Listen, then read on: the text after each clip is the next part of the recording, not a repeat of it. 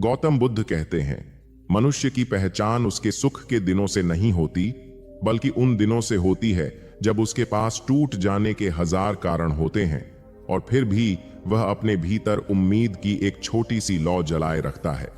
यह कहानी ऐसे ही एक व्यक्ति की है जिसका नाम वत्सल था। वह कोई राजा नहीं था, कोई विद्वान नहीं था, कोई प्रसिद्ध व्यक्ति भी नहीं था। वह एक साधारण लकड़हारा था, लेकिन उसके जीवन में जो घटा उसने पूरे माधवपुर गांव की सोच बदल दी।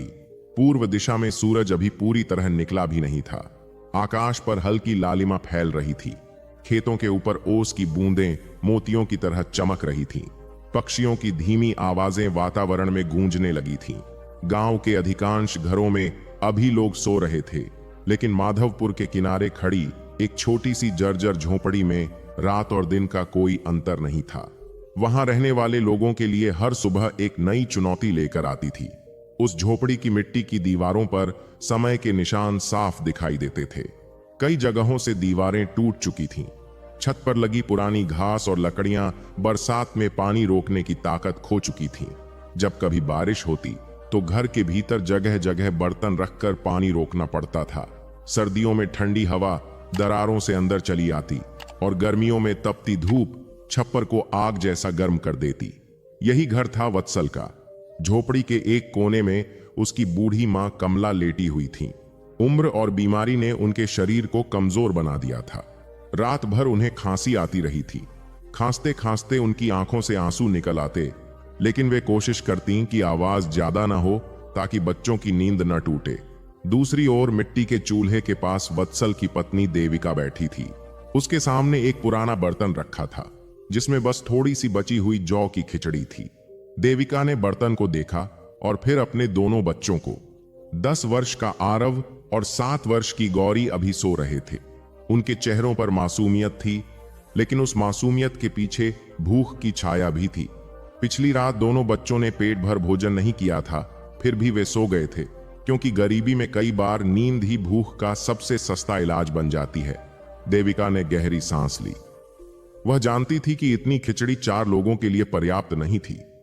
उसने मन ही मन निश्चय किया कि आज भी वह अपने हिस्से का भोजन बच्चों को दे देगी। यह कोई नई बात नहीं थी। पिछले कई महीनों से वह यही करती आ रही थी। उधर वत्सल धीरे धीरे उठ बैठा। उसके चेहरे पर रात भर की थकान साफ दिखाई दे रही थी। उसने बाहर झांका। सुबह हो चुकी थी। जंगल तक पहुंचने में समय लगता था। यदि देर हो जाती तो अच्छे सूखे पेड़ किसी और लकड़हारे के हिस्से में चले जाते। उसने अपनी पुरानी कुल्हाड़ी उठाई। कुल्हाड़ी का लकड़ी वाला हिस्सा कई बार टूटकर जोड़ा जा चुका था। धार भी वैसी नहीं रही थी जैसी कभी हुआ करती थी। फिर भी वही उसकी सबसे बड़ी पूंजी थी। वत्सल बाहर निकलने लगा तो गौरी की आंख खुल गई। बाबा, उसने धीमी आवाज में पुकारा। वत्सल तुरंत उसके पास आया। क्या हुआ बेटी? गौरी कुछ क्षण चुप रही, फिर बोली, बाबा, हमारे स्कूल में सब बच्चों के पास नए कपड़े हैं। क्या मेरे लिए भी कभी नया कपड़ा आएगा? यह प्रश्न बहुत छोटा था, लेकिन वत्सल के हृदय पर किसी भारी पत्थर की तरह गिरा। उसने मुस्कुराने की कोशिश की। जरूर आएगा बेटी, बहुत सुंदर कपड़ा आएगा। गौरी मुस्कुरा दी, क्योंकि बच्चों को अपने माता पिता के वादों पर विश्वास करने की आदत होती है। लेकिन वत्सल जानता था कि उसके पास ऐसा कोई उत्तर नहीं था जो वास्तविकता बदल सके। वह झोपड़ी से बाहर निकल आया। गांव की पगडंडी पर चलते हुए वह जंगल की ओर बढ़ने लगा। रास्ते में कई लोग मिले। कुछ ने अभिवादन किया, कुछ ने नहीं। कई लोगों की निगाहों में दया थी और कई की निगाहों में उपहास।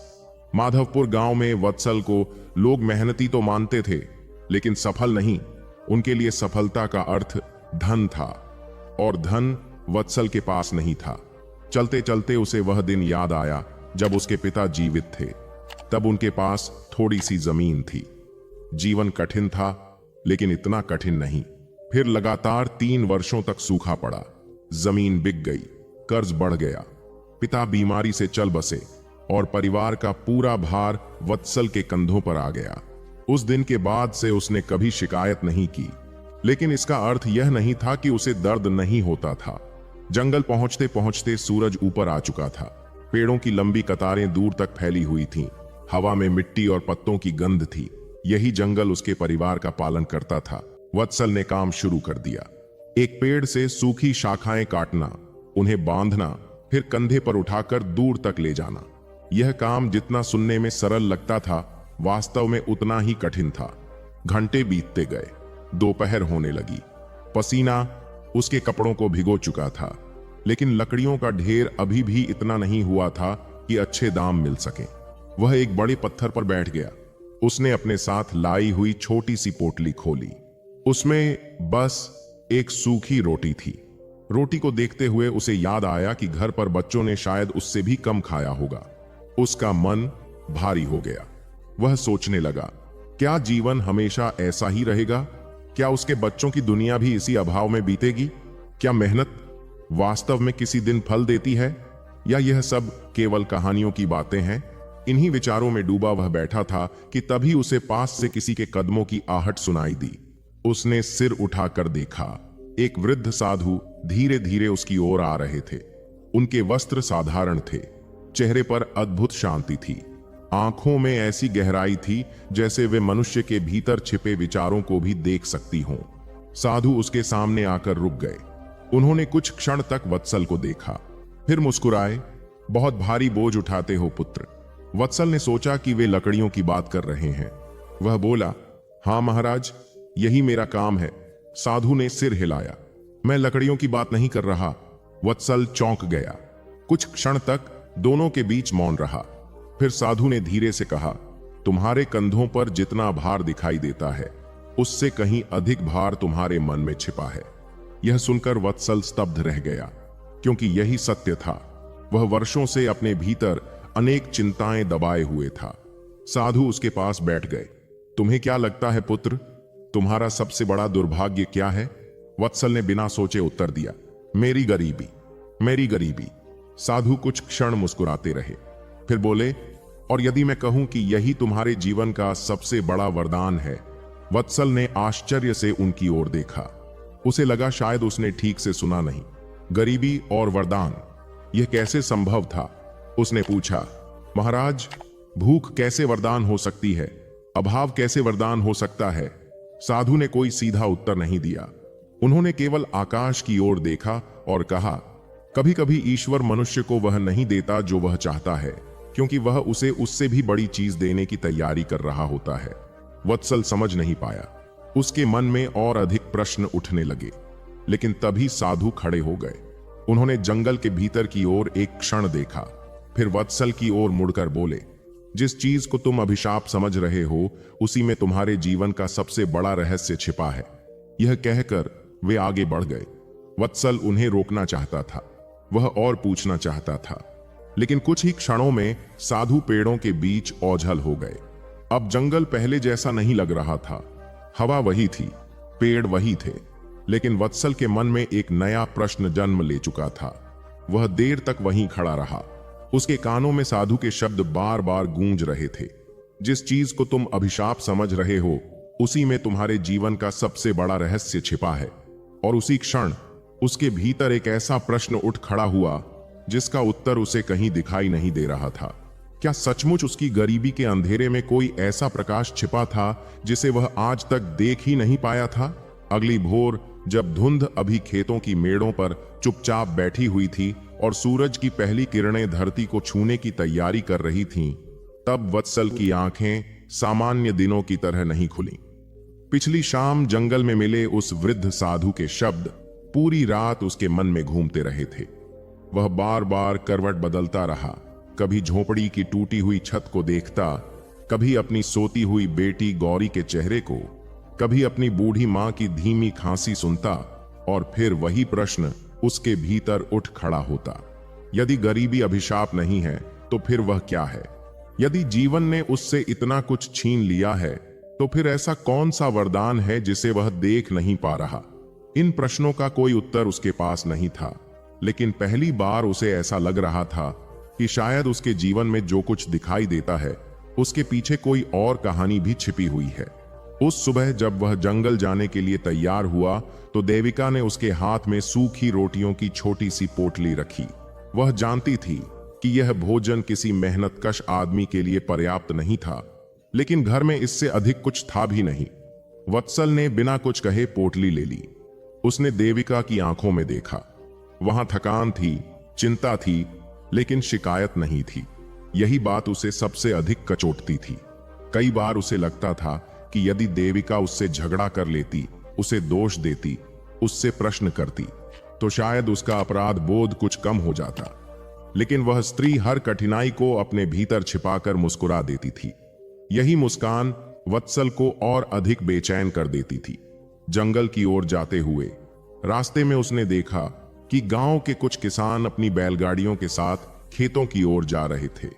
उनके चेहरों पर भी चिंताएं थीं, क्योंकि इस वर्ष बारिश समय पर नहीं हुई थी। कुओं का पानी नीचे चला गया था। फसलें पहले जैसी नहीं थीं, लेकिन फिर भी उनके पास जमीन थी, पशु थे, कुछ न कुछ साधन थे। वत्सल के पास तो केवल उसकी कुल्हाड़ी और उसका श्रम था। यदि किसी दिन वह बीमार पड़ जाता, तो उस दिन उसके घर का चूल्हा भी ठंडा पड़ जाता। जंगल पहुंचने के बाद उसने काम शुरू तो कर दिया, लेकिन उसका मन बार बार उसी साधु की ओर चला जाता। वह सूखी शाखाएं काट रहा था, लेकिन उसके भीतर विचारों का शोर चल रहा था। तभी उसकी नजर जंगल के उस हिस्से पर पड़ी जहां वह सामान्यतः कभी नहीं जाता था। वह इलाका घना था। वहां पेड़ इतने बड़े और पुराने थे कि दिन के समय भी अंधेरा सा बना रहता था। गांव के अधिकांश लकड़हारे उस दिशा में जाने से बचते थे। कुछ लोग कहते थे कि वहां जंगली जानवर रहते हैं, कुछ कहते थे कि वहां रास्ता भटक जाना आसान है। लेकिन उस दिन न जाने क्यों वत्सल के मन में उस दिशा में जाने की इच्छा हुई। वह धीरे धीरे उस ओर बढ़ने लगा। जितना आगे जाता, जंगल उतना ही शांत होता जाता। पक्षियों की आवाजें कम हो गईं। हवा की सरसराहट भी जैसे धीमी पड़ गई। ऐसा लग रहा था मानो जंगल स्वयं किसी रहस्य को छिपाकर बैठा हो। कई बार उसके मन में वापस लौटने का विचार आया, लेकिन फिर उसे साधु की बात याद आ जाती और वह आगे बढ़ता रहता। लगभग 1 घंटे तक चलने के बाद वह एक ऐसे स्थान पर पहुंचा जिसे उसने पहले कभी नहीं देखा था। वहां एक विशाल वृक्ष खड़ा था, इतना विशाल कि उसकी जड़ें धरती के ऊपर तक उभरी हुई थीं और उसकी शाखाएं चारों दिशाओं में फैलकर मानो आकाश को छू रही थीं। वत्सल ने अपने जीवन में अनेक पेड़ देखे थे, लेकिन ऐसा वृक्ष कभी नहीं देखा था। उसने कुल्हाड़ी उठाई और वृक्ष के पास पहुंचा, लेकिन जैसे ही उसने पहली चोट करने के लिए हाथ पीछे खींचा, उसकी नजर तने के पास कुछ चमकती हुई चीज पर पड़ी। वह झुककर देखने लगा। वहां मिट्टी के भीतर आधा दबा हुआ एक छोटा सा धातु का टुकड़ा था। उसने उसे बाहर निकाला। वह कोई साधारण धातु नहीं थी। उस पर कुछ विचित्र निशान बने हुए थे जिन्हें वह समझ नहीं पाया। पहली नजर में वह किसी पुराने आभूषण का हिस्सा लगता था। वत्सल ने उसे उलट पलट कर देखा। उसके मन में उत्सुकता जागी। आखिर इतनी गहराई में यह वस्तु कैसे पहुंची? उसी समय उसे ऐसा लगा जैसे किसी ने दूर से उसका नाम पुकारा हो। वत्सल! उसने तुरंत पीछे मुड़कर देखा। कोई नहीं था। जंगल बिल्कुल शांत था। उसने सोचा शायद यह उसका भ्रम होगा, लेकिन उसके भीतर एक अजीब सी बेचैनी पैदा हो गई। वह कुछ देर तक वहीं खड़ा रहा। फिर उसने धातु का वह टुकड़ा अपनी पोटली में रख लिया और लकड़ी काटने लगा। पूरा दिन काम करते हुए भी उसका ध्यान बार बार उसी वस्तु की ओर जाता रहा। शाम को जब वह घर लौटा तो बच्चों ने हमेशा की तरह दौड़कर उसका स्वागत किया। गौरी ने तुरंत पूछा कि क्या वह उसके लिए कुछ लाया है। वत्सल मुस्कुराया और उसने वह धातु का टुकड़ा उसे दिखा दिया। गौरी की आंखें चमक उठीं। बच्चों के लिए छोटी सी चीज भी खजाने जैसी होती है। बाबा, यह तो बहुत पुरानी लगती है। वत्सल ने सिर हिलाया। हाँ बेटी, शायद बहुत पुरानी है। रात को जब सब सो गए तब भी वह उस वस्तु को देखता रहा। उसे समझ नहीं आ रहा था कि वह क्यों बार बार उसी के बारे में सोच रहा है। आखिर वह कोई कीमती वस्तु भी नहीं थी। उससे उसके घर की गरीबी दूर नहीं होने वाली थी, लेकिन फिर भी उसके भीतर एक अजीब सा आकर्षण पैदा हो गया था। अगले कई दिनों तक वह उसी जंगल के हिस्से में जाने लगा। अब उसके भीतर लकड़ियां काटने से अधिक उस रहस्य को समझने की इच्छा थी। एक दिन जब वह फिर उसी विशाल वृक्ष के पास पहुंचा तो उसने देखा कि वहां कुछ नए निशान बने हुए हैं। मिट्टी पर किसी के पैरों के चिन्ह दिखाई दे रहे थे। वे निशान मनुष्य के लग रहे थे, लेकिन आसपास कोई नहीं था। वत्सल को आश्चर्य हुआ। उस स्थान पर तो कोई आता ही नहीं था। उसने उन निशानों का पीछा करना शुरू किया। वे कुछ दूरी तक गए और फिर अचानक समाप्त हो गए। ऐसा लगा मानो जिस व्यक्ति के कदमों के निशान थे वह हवा में गायब हो गया हो। वत्सल को पहली बार हल्का सा भय महसूस हुआ, लेकिन उसके भीतर जिज्ञासा भय से अधिक मजबूत थी।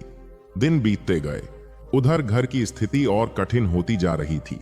आरव को हल्का बुखार रहने लगा। मां कमला की खांसी बढ़ गई। देविका की आंखों के नीचे काले घेरे गहरे होते जा रहे थे। कई बार वत्सल सोचता कि वह इन रहस्यमयी बातों में समय क्यों बर्बाद कर रहा है। उसे केवल लकड़ियां काटनी चाहिए और परिवार का पेट भरने पर ध्यान देना चाहिए। लेकिन जैसे ही वह यह निर्णय लेता, उसके मन में फिर वही प्रश्न उठने लगता कि शायद ईश्वर उसे किसी दिशा में ले जा रहा है। एक शाम जब वह जंगल से लौट रहा था तो रास्ते में गांव के कुछ लोग मिले। उनमें से एक धनवान व्यापारी था जो अक्सर गरीबों का उपहास करता था। उसने हंसते हुए कहा, वत्सल, सुना है अब तुम जंगल में खजाना ढूंढते फिरते हो, लकड़ियां कम पड़ गई हैं क्या? बाकी लोग भी हंसने लगे। वत्सल ने कोई उत्तर नहीं दिया। वह चुपचाप आगे बढ़ गया, लेकिन भीतर कहीं दर्द हुआ। गरीबी केवल पेट की भूख नहीं होती, कई बार वह सम्मान को भी धीरे धीरे खा जाती है। उस रात वह देर तक सो नहीं पाया। बाहर हवा चल रही थी, छत की पुरानी लकड़ियां चरमराहट कर रही थीं। देविका और बच्चे सो चुके थे। वत्सल झोपड़ी के बाहर बैठा आकाश को देख रहा था। अचानक उसे फिर उसी साधु की आवाज याद आई, जिस चीज को तुम अभिशाप समझ रहे हो उसी में तुम्हारे जीवन का सबसे बड़ा रहस्य छिपा है। वह सोचने लगा, क्या वह रहस्य उस विशाल वृक्ष से जुड़ा है? क्या वह धातु का टुकड़ा किसी संकेत का हिस्सा है? क्या यह सब केवल संयोग है, या वास्तव में उसके जीवन में कुछ ऐसा होने वाला है जिसकी कल्पना उसने कभी नहीं की? इन प्रश्नों का उत्तर उसे नहीं मिला, लेकिन अगले दिन उसने निश्चय कर लिया कि वह फिर उस वृक्ष के पास जाएगा और इस बार पहले से भी अधिक गहराई से उस स्थान की जांच करेगा। उसे यह नहीं पता था कि आने वाले दिनों में जो कुछ वह देखने वाला है वह उसके जीवन की दिशा बदलने की शुरुआत हो सकती है। और जब वह अगली सुबह कुल्हाड़ी कंधे पर रखकर उसी रहस्यमयी जंगल की ओर बढ़ रहा था, तब उसके मन में केवल एक ही विचार घूम रहा था, क्या उस विशाल वृक्ष के पीछे वास्तव में कोई ऐसा रहस्य छिपा था जो एक गरीब लकड़हारे की किस्मत ही नहीं, उसके पूरे जीवन की कहानी बदल सकता था?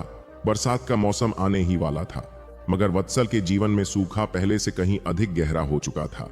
आकाश में बादल दिखाई देने लगे थे, हवा में नमी बढ़ने लगी थी, खेतों की मिट्टी पहली वर्षा की प्रतीक्षा कर रही थी, पेड़ों की पत्तियां भी मानो आसमान की ओर देखकर किसी शुभ संकेत का इंतजार कर रही थीं। लेकिन वत्सल के हृदय में ऐसी कोई प्रतीक्षा नहीं बची थी। कई बार मनुष्य के जीवन में ऐसा समय आता है जब कठिनाइयां केवल शरीर को नहीं थकाती बल्कि आत्मा तक को घायल कर देती हैं। बाहर से देखने वाले लोगों को लगता है कि वह व्यक्ति अभी भी चल रहा है, अभी भी काम कर रहा है, अभी भी बोल रहा है, लेकिन भीतर से वह धीरे धीरे टूट चुका होता है। वत्सल भी अब उसी अवस्था में पहुंच रहा था। वर्षों तक उसने संघर्ष किया था, वर्षों तक उसने अभाव सहा था, वर्षों तक उसने अपने परिवार की रक्षा के लिए स्वयं की इच्छाओं का बलिदान दिया था। लेकिन अब उसे लगने लगा था कि शायद उसका जीवन एक ऐसे चक्र में फंस गया है जहां परिश्रम का कोई परिणाम नहीं मिलता, जहां आशा हर बार जन्म लेते ही मर जाती है और जहां सपने देखने का साहस भी धीरे धीरे समाप्त हो जाता है। उस दिन जब वह जंगल से लौट रहा था, तब उसके कंधे पर लकड़ियों का गट्ठर पहले की तरह ही था, लेकिन उसका मन पहले जैसा नहीं था। गांव की सीमा पर पहुंचते ही उसे दो साहूकार दिखाई दिए। वे वही लोग थे जिनसे कुछ महीने पहले उसने अपनी मां के उपचार के लिए थोड़े पैसे उधार लिए थे। शुरुआत में उन्होंने बड़ी मिठास से बात की थी, लेकिन अब जब पैसा लौटाने का समय आ गया था तो उनकी भाषा बदल चुकी थी। उनमें से एक ने दूर से ही ऊंची आवाज में कहा, वत्सल, कब तक भागता रहेगा? कर्ज लिया है तो लौटाना भी पड़ेगा। आसपास खड़े लोगों की नजरें तुरंत उसकी ओर उठ गईं। वत्सल रुक गया। वह जानता था कि उसके पास इस समय देने के लिए कुछ भी नहीं है। उसने विनम्रता से कहा कि उसे थोड़ा समय और चाहिए, लेकिन साहूकार हंस पड़ा। वह हंसी किसी उपहास से कम नहीं थी। उसने कहा, समय? तुम्हारे पास समय के अलावा है ही क्या? गरीब आदमी हमेशा समय ही मांगता है, क्योंकि उसके पास देने के लिए और कुछ नहीं होता। वह वाक्य सुनकर वत्सल के भीतर कुछ कांप गया। उसने कोई उत्तर नहीं दिया। वह चुपचाप आगे बढ़ गया। लेकिन वह अपमान उसके मन में किसी कांटे की तरह चुभ गया। रास्ते भर उसे वही शब्द सुनाई देते रहे। कभी कभी गरीबी से अधिक पीड़ा अपमान देता है, क्योंकि भूख कुछ समय बाद शांत हो सकती है, लेकिन अपमान स्मृति में वर्षों तक जीवित रहता है। जब वह घर पहुंचा तो उसने देखा कि झोपड़ी के बाहर गौरी मिट्टी से छोटे छोटे खिलौने बना रही थी। वह मुस्कुरा रही थी। उसकी मुस्कान इतनी सरल थी कि उसे देखकर कोई भी क्षण भर के लिए अपनी चिंताएं भूल सकता था। गौरी दौड़कर उसके पास आई और बोली, बाबा, अगले सप्ताह गांव में उत्सव है। सब बच्चे नए कपड़े पहनेंगे। क्या इस बार मैं भी पहनूंगी? यह प्रश्न उसने मासूमियत से पूछा था। उसमें कोई शिकायत नहीं थी, कोई जिद नहीं थी, केवल एक साधारण इच्छा थी। लेकिन यही साधारण इच्छा वत्सल के लिए असंभव थी। वह कुछ क्षण तक अपनी बेटी का चेहरा देखता रहा। उसकी आंखों में उत्साह था, विश्वास था और वह भरोसा था जो केवल बच्चों के पास होता है। वत्सल ने मुस्कुराने की कोशिश की, लेकिन इस बार मुस्कान उसके होठों तक पहुंच ही नहीं सकी। उसने केवल इतना कहा कि वह प्रयास करेगा। गौरी प्रसन्न होकर फिर खेलने लगी, लेकिन वत्सल भीतर से बिखर गया। उसे लगा जैसे वह एक पिता के रूप में असफल हो रहा है। वह अपनी बेटी को कोई बड़ा उपहार नहीं दे सकता, कोई आभूषण नहीं दे सकता, कोई महंगी वस्तु नहीं दे सकता, लेकिन क्या वह एक साधारण कपड़ा भी नहीं दे सकता? उस रात जब सभी सो गए तब वह झोपड़ी के बाहर बैठा रहा, लेकिन उसके भीतर एक अजीब सी खालीपन फैलती जा रही थी। उसी समय उसकी मां कमला धीरे धीरे बाहर आई। उम्र ने उनके कदमों को कमजोर बना दिया था, लेकिन उनकी आंखों में जीवन का लंबा अनुभव अब भी मौजूद था। वे उसके पास बैठ गईं। कुछ देर तक दोनों मौन रहे। फिर कमला ने कहा, बेटा, तू बहुत थक गया है। यह सुनते ही वत्सल की आंखें भर आईं। उसने वर्षों तक अपने आंसू छिपाए थे, लेकिन उस रात वह स्वयं को रोक नहीं पाया। उसने कहा, मां, मैं हार रहा हूं। जितना मेहनत करता हूं उतना ही जीवन कठिन होता जाता है। मैं अपने बच्चों को वह नहीं दे पा रहा जो उन्हें मिलना चाहिए। मैं देविका की आंखों में छिपी चिंता देखता हूं, मैं आपकी बीमारी देखता हूं, मैं हर दिन संघर्ष करता हूं, लेकिन मुझे कहीं कोई रास्ता दिखाई नहीं देता। कमला ने उसकी बात शांतिपूर्वक सुनी। फिर उन्होंने कहा, जब तू छोटा था तब तू चलना सीख रहा था। तू बार बार गिरता था, कई बार तेरे घुटने छिल जाते थे, लेकिन तूने चलना नहीं छोड़ा। यदि उस समय तूने हार मान ली होती तो क्या आज अपने पैरों पर खड़ा होता? वत्सल ने कोई उत्तर नहीं दिया। उसकी मां ने आगे कहा, जीवन भी वैसा ही है। फर्क केवल इतना है कि बचपन में घुटने छिलते हैं और बड़े होने पर मन। उन शब्दों ने उसके भीतर हलचल तो पैदा की, लेकिन उसके प्रश्न समाप्त नहीं हुए। अगले दिन वह फिर जंगल गया। अब जंगल उसके लिए केवल आजीविका का साधन नहीं रह गया था। वहां उसे एक अजीब सी शांति मिलती थी।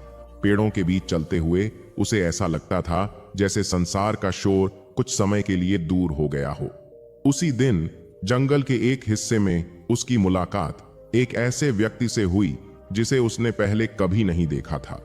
वह साधारण वस्त्र पहने हुए था। उसके चेहरे पर गहरी शांति थी। उसकी आंखों में ऐसी स्थिरता थी जो सामान्य मनुष्यों में बहुत कम दिखाई देती है। दोनों के बीच बातचीत शुरू हुई। धीरे धीरे वत्सल को पता चला कि वह व्यक्ति गौतम बुद्ध के शिष्यों में से एक है। यह सुनते ही वत्सल का ध्यान उसकी ओर और अधिक आकर्षित हो गया। उसने सोचा कि शायद यह व्यक्ति उसे कोई ऐसा उपाय बताएगा जिससे उसकी समस्याएं समाप्त हो जाएंगी। लेकिन शिष्य ने कोई चमत्कारी बात नहीं कही। उसने कोई मंत्र नहीं दिया। उसने कोई भविष्यवाणी नहीं की। उसने केवल एक प्रश्न पूछा। उसने कहा, वत्सल, यदि मैं तुझसे कहूं कि तेरे जीवन की सबसे बड़ी समस्या गरीबी नहीं है, तो क्या तू विश्वास करेगा? वत्सल चौंक गया। उसे वही साधु याद आ गए जिनसे वह पहले मिला था। उसने कहा, यदि गरीबी समस्या नहीं है तो फिर समस्या क्या है? शिष्य मुस्कुराया और बोला, तेरी समस्या यह है कि तू हर दिन अपने दुखों को गिनता है, लेकिन अपनी शक्तियों को नहीं। तू हर रात यह सोचकर सोता है कि तेरे पास क्या नहीं है, लेकिन यह नहीं देखता कि तेरे पास क्या है। वत्सल ने तुरंत कहा, मेरे पास है ही क्या? शिष्य ने जंगल की ओर संकेत किया और बोला, तेरे पास काम करने वाले हाथ हैं, तेरे पास चलने वाले पैर हैं, तेरे पास परिवार है जो तुझसे प्रेम करता है, तेरे पास ऐसा हृदय है जो अभी भी करुणा से भरा हुआ है। एक दुनिया में ऐसे लोग भी हैं जिनके पास धन है, लेकिन इनमें से एक भी चीज नहीं है। वत्सल चुप हो गया। शिष्य ने आगे कहा, जब तक मनुष्य केवल अभाव को देखता है, तब तक उसे संसार में केवल अंधकार दिखाई देता है। लेकिन जिस दिन वह उपलब्धियों को देखना शुरू कर देता है, उसी दिन उसके भीतर प्रकाश जन्म लेता है। वे शब्द सुनने में सरल थे, लेकिन उनके भीतर एक गहरी शक्ति थी। वत्सल को ऐसा लगा जैसे किसी ने उसके मन के भीतर वर्षों से जमा धूल को थोड़ा सा हटा दिया हो। पहली बार उसे महसूस हुआ कि शायद उसका दृष्टिकोण ही उसके दुख को और बड़ा बना रहा है। शायद परिस्थितियां कठिन हैं, लेकिन वह स्वयं भी हर दिन उन्हें और भारी बनाता जा रहा है। उस दिन जब वह घर लौटा, तब उसके पास पहले की तरह ही लकड़ियों का गट्ठर था, लेकिन उसके भीतर कुछ बदलना शुरू हो गया था। परिवर्तन बहुत छोटा था, इतना छोटा कि कोई दूसरा उसे देख भी नहीं सकता था, लेकिन वह मौजूद था। पहली बार उसे लगा कि शायद जीवन केवल परिस्थितियों का नाम नहीं है, बल्कि उन्हें देखने के तरीके का भी नाम है। लेकिन क्या वास्तव में केवल सोच बदल जाने से भाग्य बदल सकता है? क्या वर्षों की गरीबी, अपमान, संघर्ष और अभाव केवल दृष्टिकोण बदलने से समाप्त हो सकते हैं? या फिर जीवन अभी भी वत्सल के लिए कोई ऐसी परीक्षा तैयार कर रहा था जिसकी उसने कल्पना भी नहीं की थी? कभी कभी जीवन मनुष्य को ऐसी जगह लाकर खड़ा कर देता है जहां उसके सामने कोई स्पष्ट मार्ग दिखाई नहीं देता। चारों ओर समस्याएं होती हैं, भविष्य धुंध से ढका हुआ लगता है, परिस्थितियां हर दिन नई चुनौती लेकर आती हैं, और ऐसा प्रतीत होता है मानो संसार की सारी कठिनाइयां उसी एक व्यक्ति की परीक्षा लेने के लिए एकत्र हो गई हों। लेकिन गौतम बुद्ध कहते हैं कि वास्तविक परिवर्तन तब नहीं होता जब परिस्थितियां बदलती हैं, बल्कि तब होता है जब मनुष्य का देखने का दृष्टिकोण बदल जाता है। जिस दिन व्यक्ति अपने दुखों को जीवन का अंत समझना छोड़ देता है, लेकिन उसके भीतर जो परिवर्तन शुरू हुआ था वह धीरे धीरे उसकी पूरी सोच को बदलने लगा था। अब जब वह सुबह उठता तो पहले की तरह केवल समस्याओं के बारे में नहीं सोचता था। वह अपनी मां को देखता और सोचता कि अभी भी वह उनके चरण छू सकता है। वह अपने बच्चों को देखता और सोचता कि अभी भी उनके चेहरे पर मुस्कान है। वह देविका को देखता और सोचता कि अभी भी उसके जीवन में एक ऐसा साथी है जिसने कभी कठिन समय में उसका साथ नहीं छोड़ा। पहले जिन चीजों को वह सामान्य समझकर अनदेखा कर देता था, अब वही चीजें उसे अनमोल लगने लगी थीं। यह परिवर्तन धीरे धीरे हुआ, लेकिन इतना गहरा था कि उसके व्यवहार में दिखाई देने लगा। गांव के लोग जो पहले उसे हमेशा चिंतित और बोझिल देखते थे, अब उसके चेहरे पर एक अलग प्रकार की शांति देखने लगे थे। हालांकि उसकी समस्याएं कम नहीं हुई थीं, फिर भी वह पहले की तरह हर समय उदास नहीं दिखाई देता था। कई लोगों को यह बात समझ नहीं आती थी कि आखिर एक गरीब लकड़हारा जिसके पास खोने के लिए कुछ नहीं और पाने के लिए संघर्ष के अलावा कोई रास्ता नहीं, वह अचानक इतना शांत कैसे हो सकता है। उधर गांव की परिस्थितियां दिन प्रतिदिन कठिन होती जा रही थीं। वर्षा का समय निकलता जा रहा था, लेकिन बादल आते और बिना बरसे चले जाते। खेतों की मिट्टी सूखने लगी थी, तालाबों का जलस्तर घट रहा था।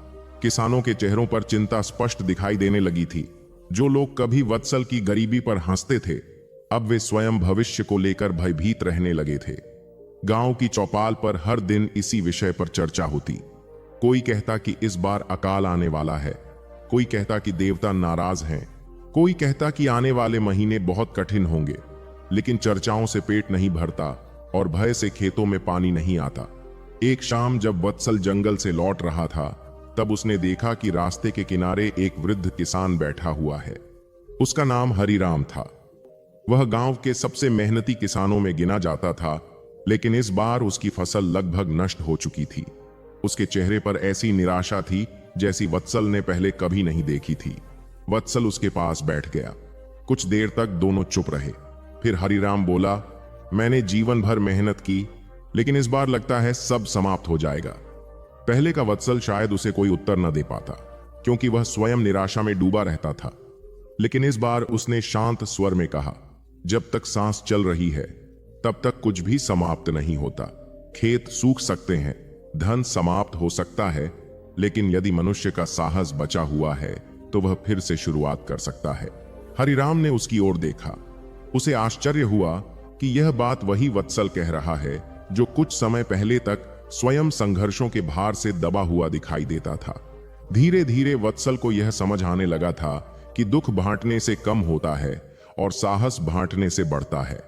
अब वह गांव के उन लोगों की सहायता करने लगा था जिनकी स्थिति उससे भी अधिक खराब थी। यदि किसी वृद्ध को लकड़ियां उठाने में कठिनाई होती तो वह सहायता कर देता।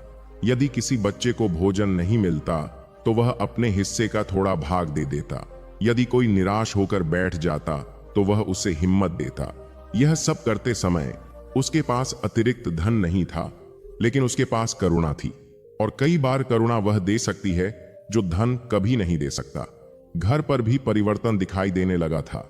देविका ने महसूस किया कि वत्सल पहले की तुलना में अधिक धैर्यवान हो गया है। पहले जब कोई समस्या आती तो वह भीतर ही भीतर घुटने लगता था। अब वह समस्याओं को स्वीकार करके उनका सामना करने की कोशिश करता। एक रात जब वे दोनों झोपड़ी के बाहर बैठे थे और आकाश में तारों को देख रहे थे, तब देविका ने उससे पूछा, तुम बदल गए हो वत्सल। पहले तुम्हारी आंखों में चिंता रहती थी, अब वहां कुछ और है। वत्सल कुछ देर तक मौन रहा। फिर उसने कहा, पहले मैं सोचता था कि मेरा जीवन केवल अभावों की कहानी है। अब मुझे लगता है कि शायद यह धैर्य की परीक्षा है। यदि मैं हर कठिनाई के सामने टूट जाऊंगा तो मेरे बच्चे भी यही सीखेंगे, लेकिन यदि मैं खड़ा रहूंगा तो शायद वे भी जीवन के सामने झुकना नहीं सीखेंगे। समय बीतता गया और गांव पर संकट और गहरा होता गया। कुएं लगभग सूख चुके थे। कई परिवारों के घरों में भोजन की कमी होने लगी थी। जिन लोगों के पास धन था वे अपने भंडार बचाने लगे। जिनके पास अधिक अनाज था वे उसे छिपाने लगे। धीरे धीरे गांव में स्वार्थ बढ़ने लगा। लोग एक दूसरे की सहायता करने के बजाय अपने अपने भविष्य को सुरक्षित करने में लग गए। भय मनुष्य से वह सब करवा देता है जो सामान्य परिस्थितियों में वह कभी नहीं करता। लेकिन इसी समय वत्सल ने कुछ ऐसा किया जिसने लोगों का ध्यान उसकी ओर खींचना शुरू कर दिया। उसने जंगल से लौटते समय अपने साथ अतिरिक्त सूखी लकड़ियां लाना शुरू कर दिया और उन्हें उन परिवारों में बांटने लगा जिनके पास जलाने के लिए कुछ नहीं था। कई बार वह स्वयं कम खाता, लेकिन किसी भूखे बच्चे को देखकर उसे भोजन दे देता।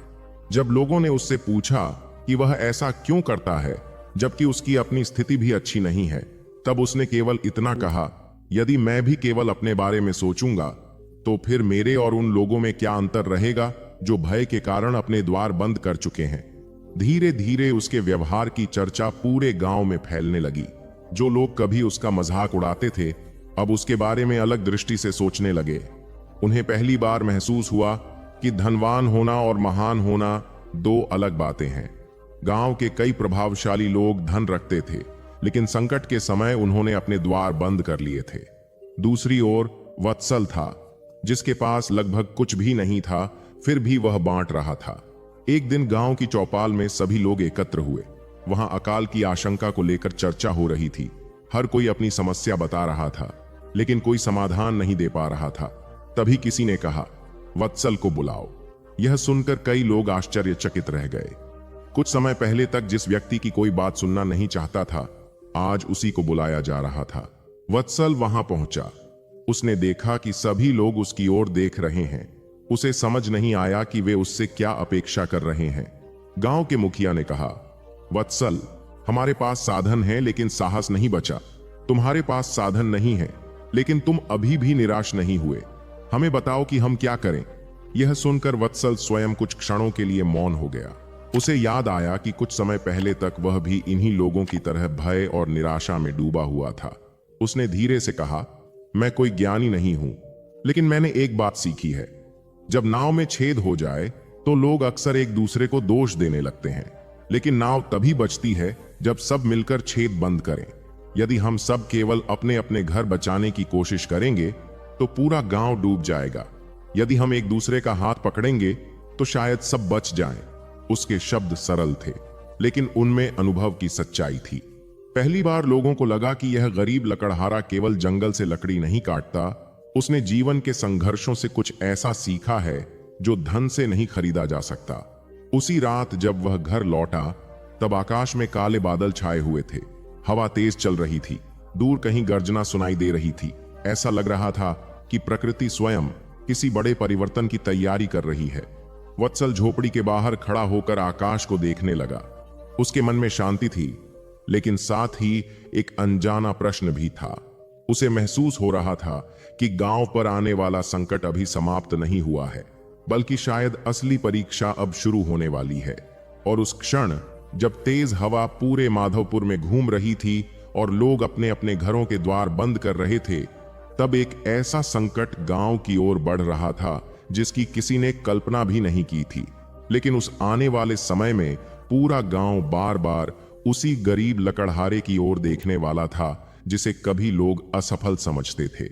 आखिर ऐसा क्या होने वाला था कि पूरे माधवपुर को अपनी सबसे कठिन घड़ी में उसी वत्सल पर भरोसा करना पड़ता, जिसके पास धन नहीं था, शक्ति नहीं थी, पद नहीं था, लेकिन फिर भी उसके भीतर कुछ ऐसा था जो पूरे गांव में किसी और के पास नहीं था। वर्षों बाद जब लोग माधवपुर की कहानी सुनाते थे, तब वे किसी राजा का नाम नहीं लेते थे, किसी धनी व्यापारी का उदाहरण नहीं देते थे, किसी योद्धा की वीरता का वर्णन नहीं करते थे। वे एक साधारण लकड़हारे का नाम लेते थे, उस व्यक्ति का जिसने अपने जीवन का अधिकांश भाग अभावों में बिताया, जिसने भूख देखी, अपमान सहा, असफलताओं का बोझ उठाया, अपने बच्चों की अधूरी इच्छाओं का दर्द महसूस किया, अपनी मां की बीमारी के सामने स्वयं को असहाय पाया, लेकिन फिर भी अपने भीतर की अच्छाई को मरने नहीं दिया। लोग कहते थे कि माधवपुर को किसी चमत्कार ने नहीं बचाया था, बल्कि एक ऐसे मनुष्य ने बचाया था जिसने कठिन समय में भी मनुष्य बने रहने का साहस नहीं छोड़ा। और यही कारण था कि समय बीत जाने के बाद भी उसकी कहानी गांव की स्मृतियों में जीवित रही। उस रात जब तेज हवाएं पूरे गांव में घूम रही थीं और काले बादल आकाश को ढक चुके थे, तब अधिकांश लोग यह सोचकर प्रसन्न थे कि शायद अब वर्षा होगी और खेतों की प्यास बुझ जाएगी। लेकिन प्रकृति कभी कभी वहां से परीक्षा शुरू करती है जहां मनुष्य राहत की उम्मीद करता है। आधी रात के बाद अचानक ऐसी वर्षा शुरू हुई जैसी कई वर्षों से किसी ने नहीं देखी थी। पहले मोटी मोटी बूंदें गिरी, फिर देखते ही देखते आकाश मानो फट गया। बिजली की गर्जना से धरती कांपने लगी। सूखी नदी जो महीनों से लगभग खाली पड़ी थी, कुछ ही घंटों में उफनने लगी।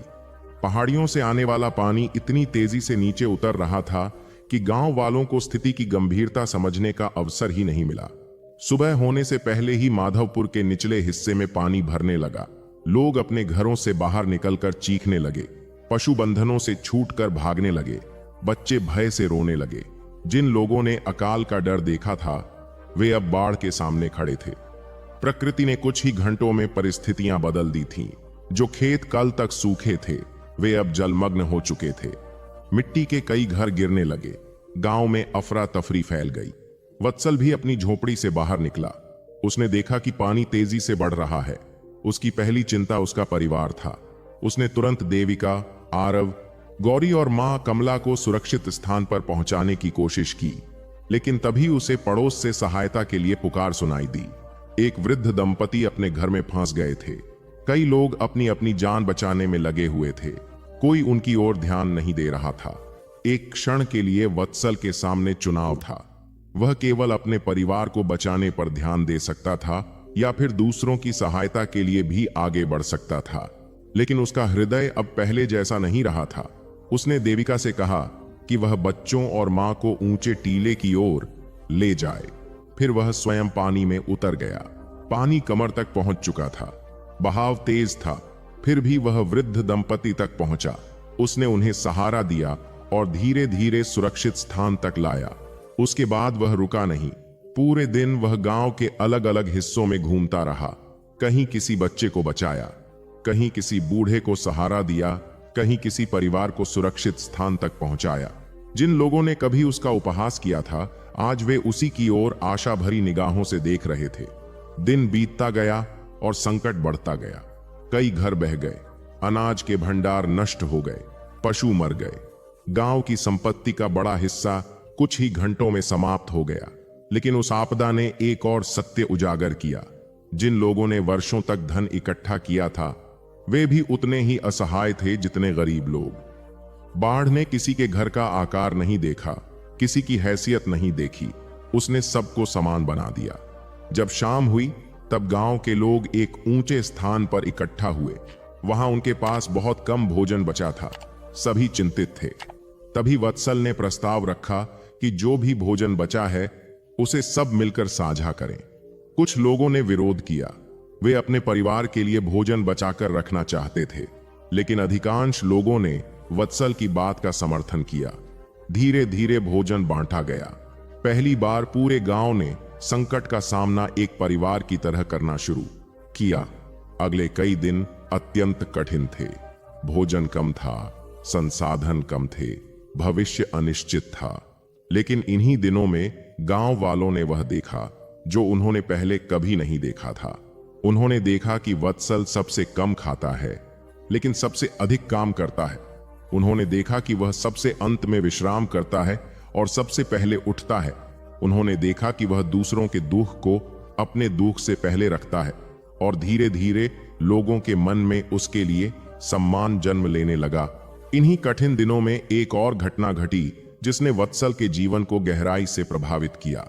उसकी मां कमला की तबीयत अचानक बहुत बिगड़ गई। उम्र, बीमारी और हाल की आपदा ने उनके शरीर को पूरी तरह कमजोर कर दिया था। एक रात वे वत्सल को अपने पास बुलाती हैं। बाहर वर्षा की अंतिम बूंदें गिर रही थीं। दूर कहीं बादलों की हल्की गर्जना सुनाई दे रही थी। कमला ने वत्सल का हाथ अपने हाथ में लिया और लंबे समय तक उसे देखती रही। फिर उन्होंने धीमे स्वर में कहा, बेटा, जीवन भर मैं तुझे देखती रही हूं। मैंने तुझे गिरते देखा, उठते देखा, संघर्ष करते देखा। कई बार मुझे लगा कि अब तू टूट जाएगा, लेकिन हर बार तू खड़ा हो गया। आज मैं तुझसे एक बात कहना चाहती हूं। वत्सल की आंखें भर आईं।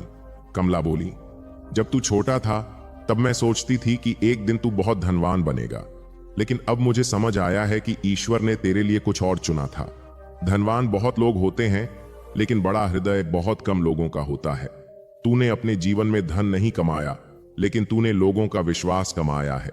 तूने लोगों का प्रेम कमाया है, और यह वह संपत्ति है जिसे मृत्यु भी नहीं छीन सकती। इन शब्दों के बाद कमला कुछ देर मौन रही।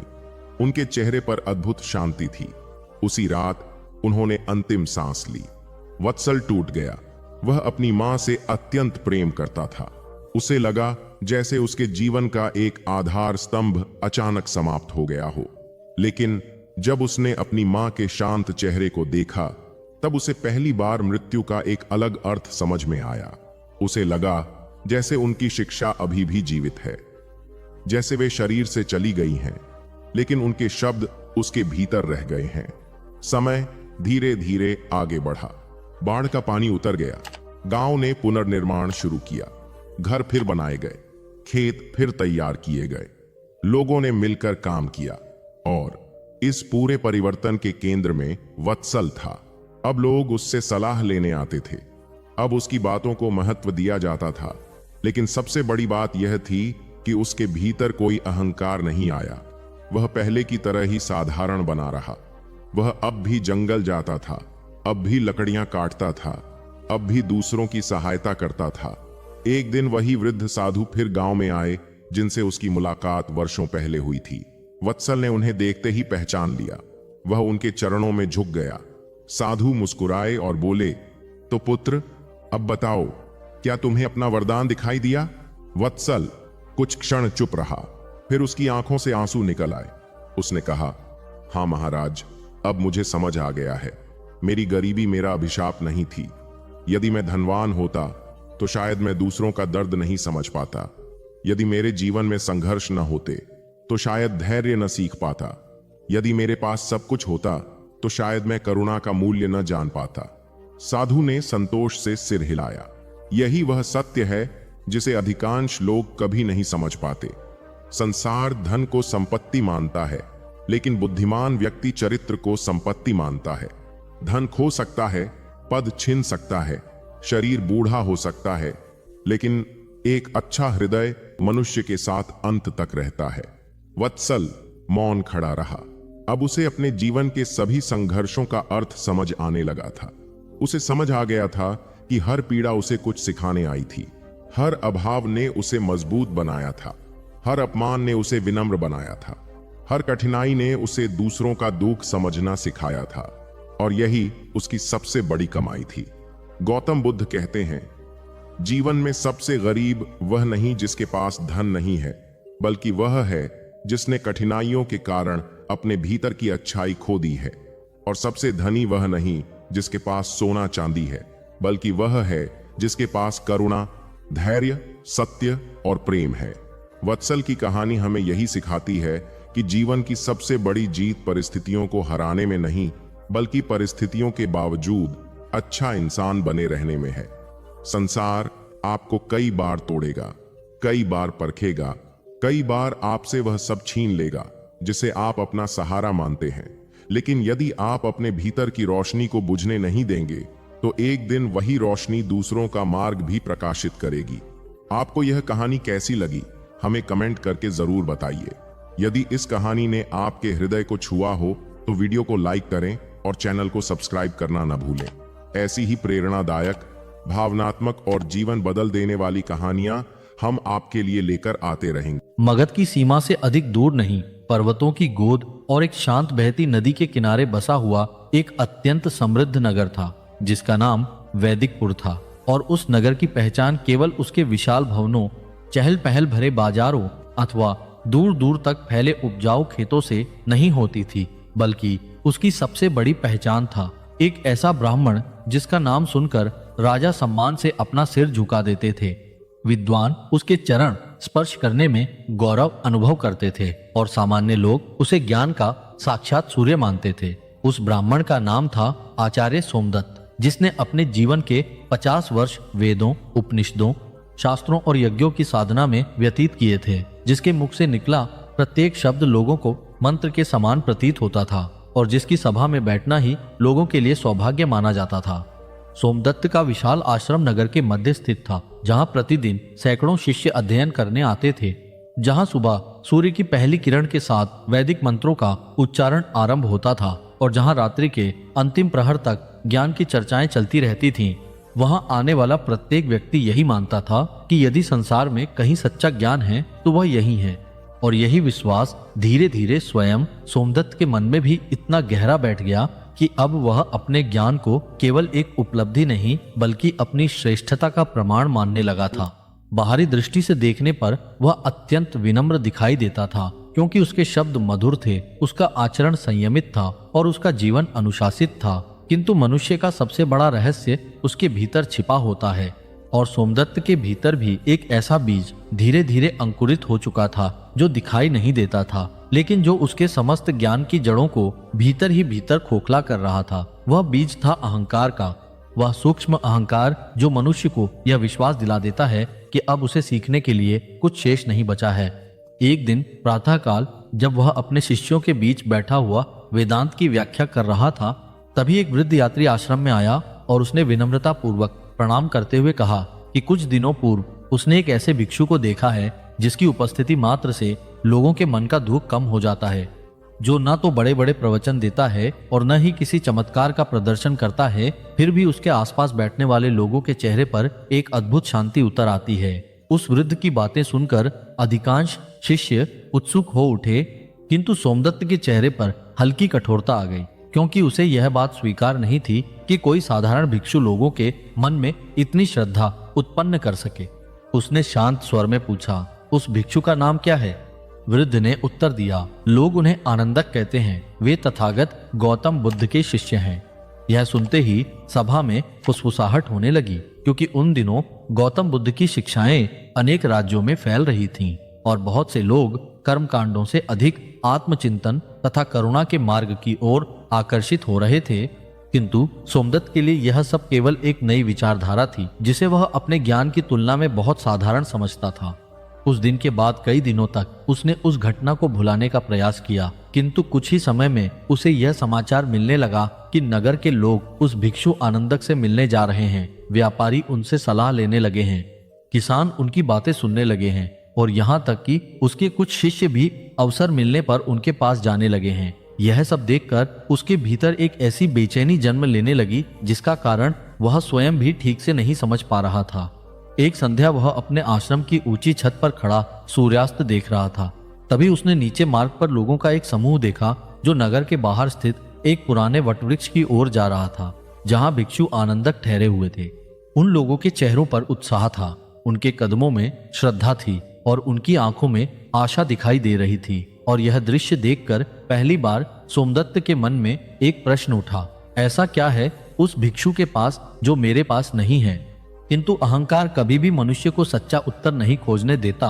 वह तुरंत एक झूठा उत्तर दे देता है और उसी क्षण उसके भीतर की आवाज ने कहा, लोग अज्ञानी हैं, वे बाहरी आकर्षण में फंस जाते हैं, वास्तविक ज्ञान केवल तुम्हारे पास है। यही सोचकर उसने स्वयं को संतुष्ट करने का प्रयास किया। किंतु रात को जब वह अपने कक्ष में अकेला बैठा था और चारों ओर गहरा सन्नाटा फैला हुआ था, तब उसके भीतर कहीं एक सूक्ष्म बेचैनी फिर जाग उठी, क्योंकि सत्य चाहे जितना छोटा क्यों ना हो, वह मनुष्य के भीतर प्रवेश कर जाए तो उसे चैन से बैठने नहीं देता। उधर नगर के बाहर वटवृक्ष के नीचे बैठे भिक्षु आनंदक का जीवन बिल्कुल भिन्न था। उनके पास न कोई विशाल आश्रम था, न धन था, न सेवक थे और न ही प्रतिष्ठा का कोई प्रदर्शन। फिर भी उनके चेहरे पर ऐसी शांति थी जो वर्षों की साधना के बाद प्राप्त होती है। वे लोगों को कठिन शब्दों में उपदेश नहीं देते थे, बल्कि जीवन की छोटी छोटी घटनाओं के माध्यम से उन्हें स्वयं को समझने की प्रेरणा देते थे। जब कोई दुखी व्यक्ति उनके पास आता तो वे उसे तुरंत समाधान नहीं बताते, बल्कि ऐसे प्रश्न पूछते कि वह स्वयं अपने भीतर झांकने लगे। धीरे धीरे नगर के लोगों में चर्चा होने लगी कि भिक्षु आनंदक के पास बैठकर मन हल्का हो जाता है। और यह बात जितनी अधिक फैलती गई, उतनी ही अधिक सोमदत्त की बेचैनी बढ़ती गई। वह स्वीकार नहीं करना चाहता था कि उसके भीतर ईर्ष्या जन्म ले रही है, क्योंकि वह स्वयं को एक महान विद्वान मानता था। किंतु सत्य यही था कि उसे यह सहन नहीं हो रहा था कि लोग किसी अन्य व्यक्ति की प्रशंसा करें। और यही वह क्षण था जहां उसकी वास्तविक परीक्षा आरंभ हुई, क्योंकि जीवन में सबसे खतरनाक शत्रु वह नहीं होता जो बाहर खड़ा हो, बल्कि वह होता है जो हमारे भीतर जन्म ले चुका हो और जिसे हम पहचानने से इनकार कर रहे हों। उस रात जब संपूर्ण नगर निद्रा में डूबा हुआ था, आकाश में पूर्णिमा का चंद्रमा चमक रहा था और दूर नदी का जल चांदी की तरह झिलमिला रहा था, तब आचार्य सोमदत्त अपने कक्ष में अकेला बैठा था। उसके सामने वेदों के ग्रंथ खुले हुए थे, लेकिन उसका मन शब्दों में नहीं लग रहा था। उसके भीतर एक अनजाना संघर्ष चल रहा था। पहली बार उसे महसूस हो रहा था कि शायद ज्ञान के शिखर पर पहुंचने का उसका दावा उतना सच्चा नहीं है जितना वह समझता आया था। उसे नहीं पता था कि यह केवल शुरुआत है। उसे नहीं पता था कि शीघ्र ही उसका सामना ऐसे व्यक्ति से होने वाला है जो उसकी सारी मान्यताओं को हिला देगा। उसे नहीं पता था कि उसका सबसे बड़ा युद्ध किसी दूसरे मनुष्य से नहीं, बल्कि स्वयं अपने अहंकार से होने वाला है। और उसे यह भी नहीं पता था कि यह युद्ध ही उसे उस सत्य तक ले जाएगा जिसकी खोज में उसने पूरा जीवन। अगली सुबह वैदिकपुर नगर का वातावरण सामान्य दिनों जैसा नहीं था, क्योंकि नगर की गलियों, बाजारों, सरायों और चौपालों में एक ही चर्चा चल रही थी कि आचार्य सोमदत्त स्वयं उस भिक्षु आनंदक से मिलने वाले हैं, जिसकी शांत वाणी और सरल जीवन ने पिछले कुछ महीनों में अनेक लोगों के मन को प्रभावित कर दिया था। लोग अनुमान लगा रहे थे कि यह केवल एक सामान्य भेंट नहीं होगी, क्योंकि एक ओर वह ब्राह्मण था जिसे अपने युग का महानतम विद्वान कहा जाता था, और दूसरी ओर वह भिक्षु था जिसके पास न कोई ग्रंथ था, न कोई पद था और न ही कोई बाहरी शक्ति। फिर भी उसके भीतर ऐसी स्थिरता थी जिसे देखकर लोग स्वयं को उसके निकट खिंचा हुआ अनुभव करते थे।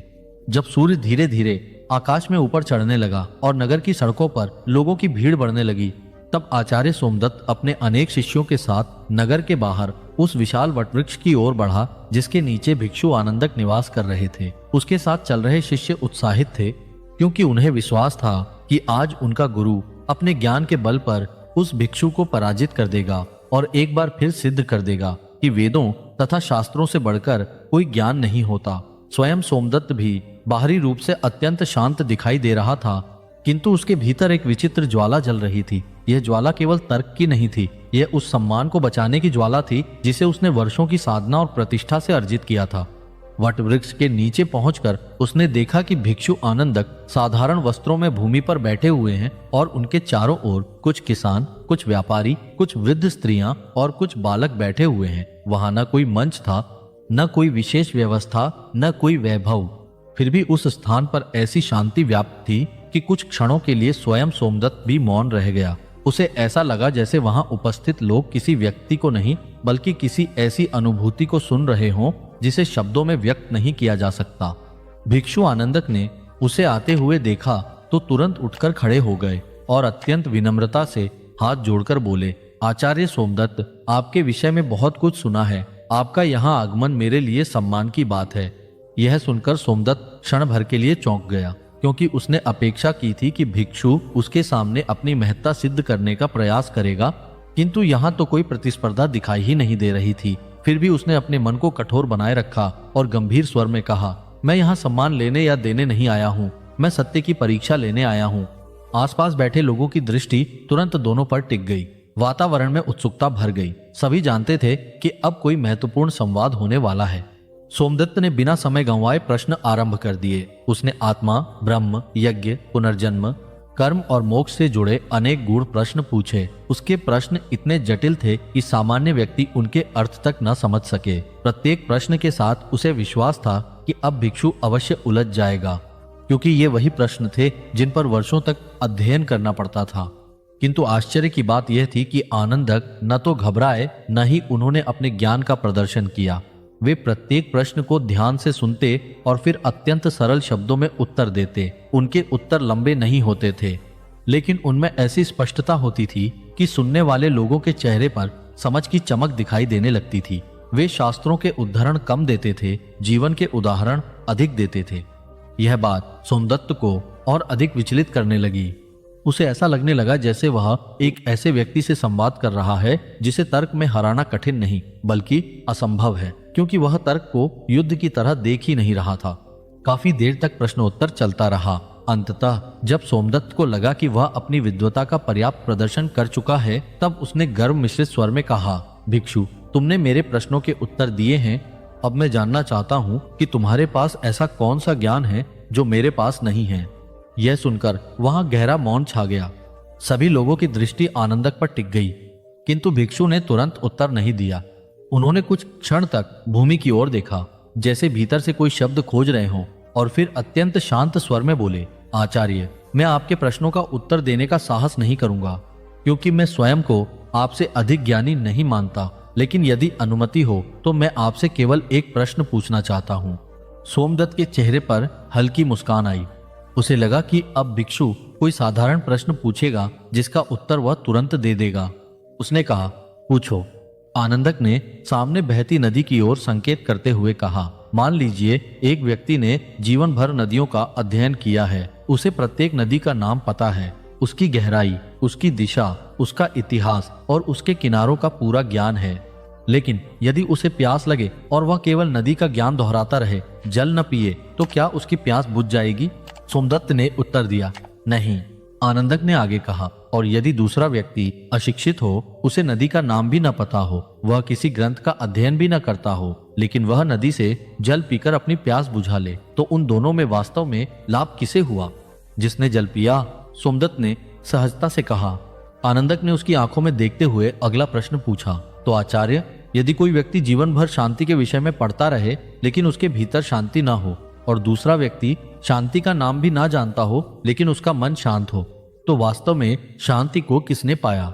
जैसे ही यह प्रश्न समाप्त हुआ, वहां ऐसा मौन छा गया कि दूर बैठे पक्षियों की आवाज भी स्पष्ट सुनाई देने लगी। सोमदत्त के होंठ खुले पर शब्द बाहर नहीं आए।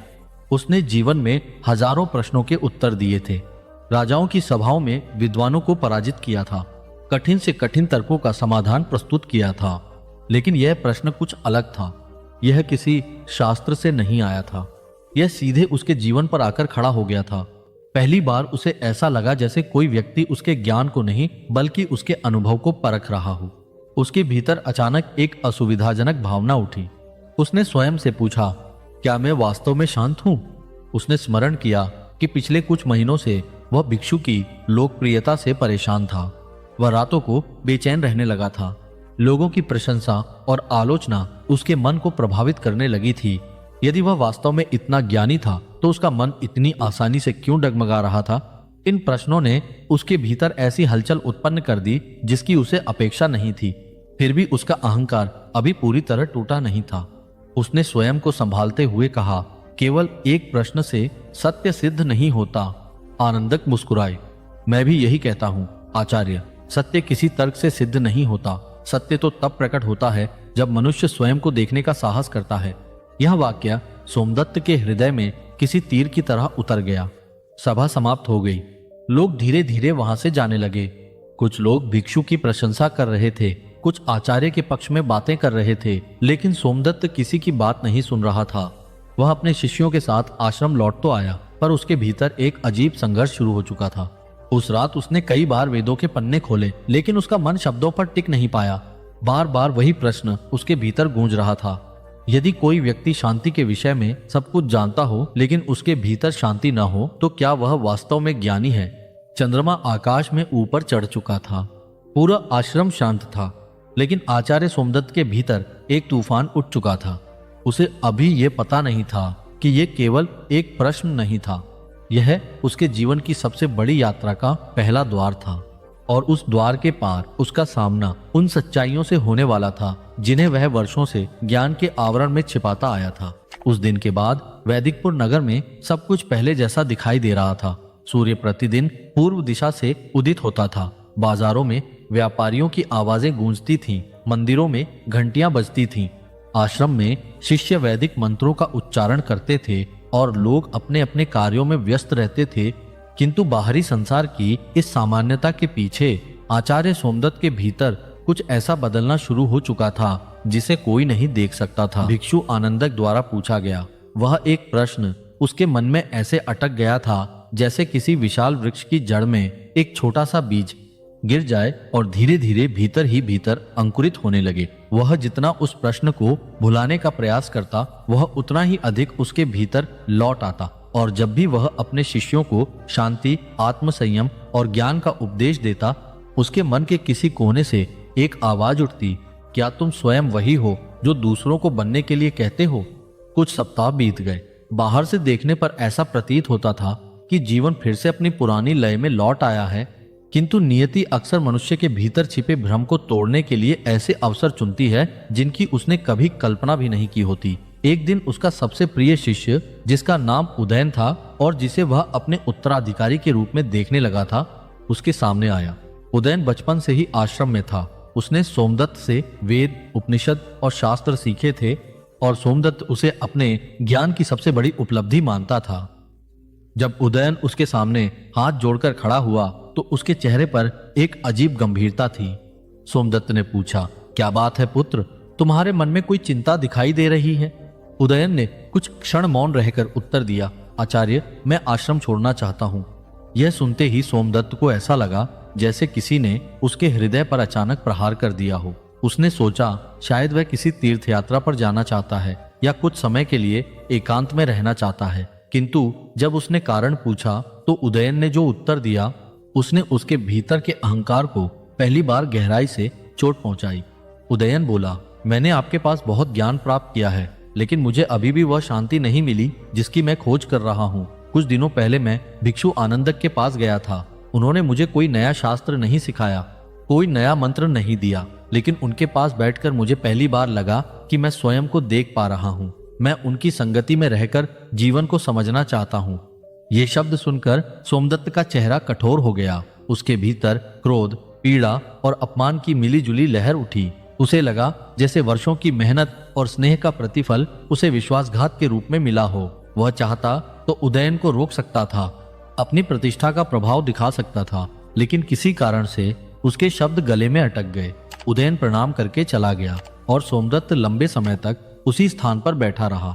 उस दिन पहली बार उसे महसूस हुआ कि ज्ञान का वह महल जिसे उसने जीवन भर बनाया था उतना अडिग नहीं है जितना वह समझता था। लेकिन यह तो केवल शुरुआत थी। कुछ ही महीनों बाद उस प्रदेश में भयंकर सूखा पड़ गया। वर्षा तो आई, बादल आए, गर्जना हुई, लेकिन जल की बूंदें धरती तक नहीं पहुंची। खेत सूखने लगे, कुएं खाली होने लगे और लोगों के चेहरों पर चिंता की रेखाएं गहराने लगी। जो व्यापारी पहले समृद्ध थे वे भी कठिनाइयों का सामना करने लगे। आश्रम में आने वाले दान की मात्रा कम होने लगी। धीरे धीरे वह वैभव जिस पर सोमदत्त को गर्व था घटने लगा। एक शाम वह आश्रम के प्रांगण में खड़ा था। सामने सूखी धरती पड़ी थी, हवा में धूल उड़ रही थी और वृक्षों की पत्तियां मुरझा चुकी थीं। उसी समय उसके मन में एक विचित्र विचार उठा। मैंने जीवन भर यज्ञ किए, मंत्र पढ़े, अनुष्ठान किए, फिर भी मैं इस सूखे को रोक नहीं पाया। यदि मेरा ज्ञान इतना महान है तो मैं इस पीड़ा के सामने इतना असहाय क्यों हूँ? उनके उनके यह प्रश्न उसे भीतर तक हिला गया। किंतु जीवन अभी और कठोर होने वाला था। कुछ समय बाद उसकी वृद्ध माता गंभीर रूप से बीमार पड़ गईं। वे वही स्त्री थीं जिन्होंने बचपन में उसे संस्कार दिए थे, जिन्होंने उसके संघर्षों के दिनों में उसका साथ दिया था और जिनकी आंखों में उसे देखकर गर्व झलकता था। सोमदत्त ने श्रेष्ठ वैद्यों को बुलाया, औषधियां मांगवाई, प्रार्थनाएं की, यज्ञ किए, किंतु मृत्यु धीरे धीरे उनकी ओर बढ़ती रही। एक रात जब उनकी सांसें बहुत धीमी हो गईं, तब उन्होंने सोमदत्त का हाथ पकड़कर कहा, पुत्र, जीवन भर मैंने तुम्हें ज्ञान अर्जित करते देखा है पिता, लेकिन एक बात याद रखना, मनुष्य का सबसे बड़ा ज्ञान यह जानना है कि वह सब कुछ नियंत्रित नहीं कर सकता। कुछ ही क्षणों बाद उनका हाथ ढीला पड़ गया। सोमदत्त स्तब्ध बैठा रह गया। वह जिसने हजारों लोगों को मृत्यु के विषय में उपदेश दिए थे, उस रात अपनी ही माता की मृत्यु के सामने असहाय होकर बैठा था। उसे पहली बार समझ में आया कि मृत्यु के बारे में बोलना और मृत्यु को अपने सामने देखना दो बिल्कुल अलग अनुभव हैं। दिन बीतते गए, लेकिन उसका मन और अधिक अशांत होता गया। रात को वह अपने कक्ष में लेटता तो नींद उससे दूर भाग जाती। कभी उसे उदयन का चेहरा दिखाई देता, कभी सूखे खेत, कभी अपनी माता की अंतिम मुस्कान। उसे लगता जैसे उसका मन एक ऐसे घोड़े की तरह हो गया है जो बिना दिशा के दौड़ रहा हो और जिसे रोकने वाला कोई ना हो। इन्हीं दिनों एक दिन वह नगर से बाहर निकल गया। वह बिना किसी उद्देश्य के चलता रहा जब तक कि उसके कदम अनायास उसी वट वृक्ष तक नहीं पहुंच गए जहां भिक्षु आनंदक निवास करते थे। वहां पहुंचकर उसने एक ऐसा दृश्य देखा जिसने उसे भीतर तक झकझोर दिया। कुछ गरीब किसान बैठे हुए थे। उनके खेत सूख चुके थे। उनके पास भोजन की कमी थी। भविष्य अनिश्चित था। फिर भी वे आनंदक के पास बैठकर शांत दिखाई दे रहे थे। भिक्षु स्वयं अत्यंत साधारण भोजन कर रहे थे। उनके पास कोई संपत्ति नहीं थी, फिर भी उनके चेहरे पर वही स्थिर मुस्कान थी। सोमदत्त ने दूर खड़े खड़े यह सब देखा। उसके मन में प्रश्न उठा, इन लोगों के पास मुझसे कम है, फिर भी ये मुझसे अधिक शांत कैसे हैं? और इस भिक्षु के पास तो कुछ भी नहीं, फिर भी ये भीतर से इतना स्थिर कैसे है? उस रात वह आश्रम लौटा, लेकिन पहली बार उसने अपने ग्रंथ नहीं खोले।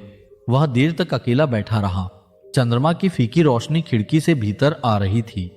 चारों ओर सन्नाटा था और उसी सन्नाटे में उसे ऐसा महसूस हुआ जैसे उसके भीतर खड़ा अहंकार पहली बार कमजोर पड़ रहा हो। उसे लगने लगा कि शायद जीवन केवल ज्ञान इकट्ठा करने का नाम नहीं है। शायद शांति किसी पुस्तक में लिखी हुई वस्तु नहीं है। शायद सच्चा ज्ञान वह नहीं जो दूसरों को प्रभावित कर दे, बल्कि वह है जो दुख के समय स्वयं को संभाल सके। और जैसे जैसे ये विचार उसके भीतर गहराते गए, वैसे वैसे वह उस सत्य के निकट पहुंचने लगा जिससे वह वर्षों तक दूर भागता रहा था। उसे अभी नहीं पता था कि उसकी सबसे कठिन यात्रा आगे प्रतीक्षा कर रही है, क्योंकि अब जीवन उसे बाहरी हानियों से नहीं बल्कि उसके भीतर छिपे 7 शत्रुओं से मिलवाने वाला था। क्रोध, लोभ, ईर्ष्या, भय, मोह, अहंकार और मृत्यु का भय। और इन्हीं 7 शत्रुओं के साथ होने वाला संघर्ष उसके जीवन को हमेशा के लिए बदल देगा।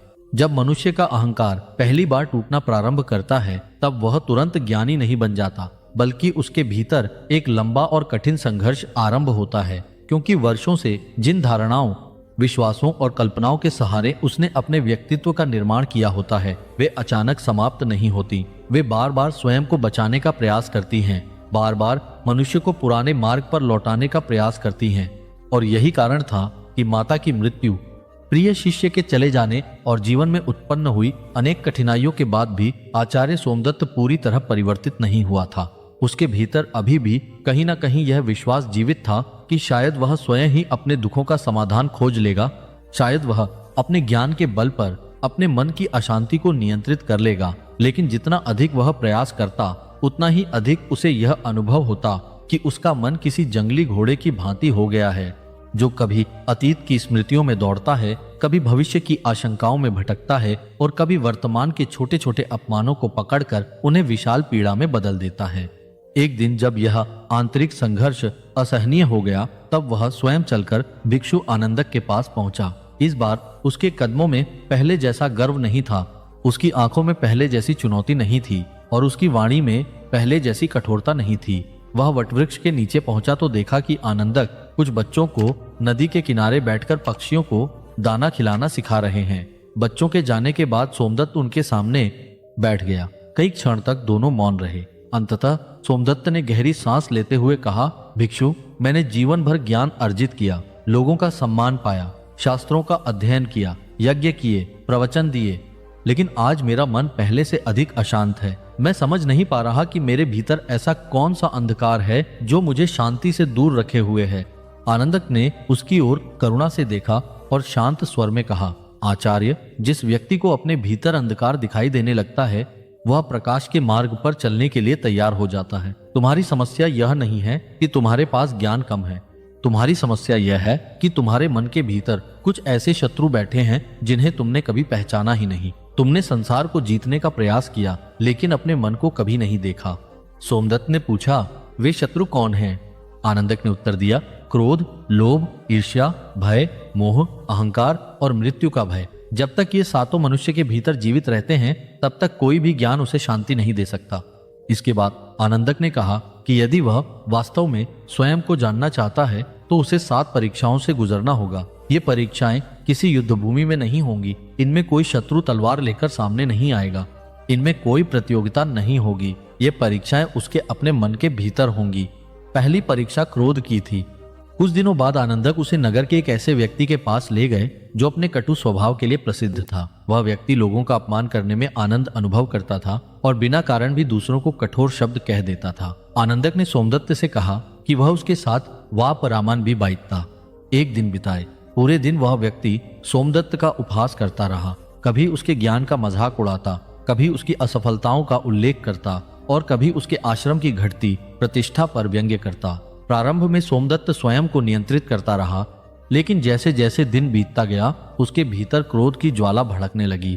कई बार उसका मन हुआ कि वह उस व्यक्ति को कठोर उत्तर दे, उसे अपमानित करे, उसे अपनी विद्वता का परिचय दे, लेकिन हर बार आनंदक की कही हुई बात उसके मन में गूंज उठती।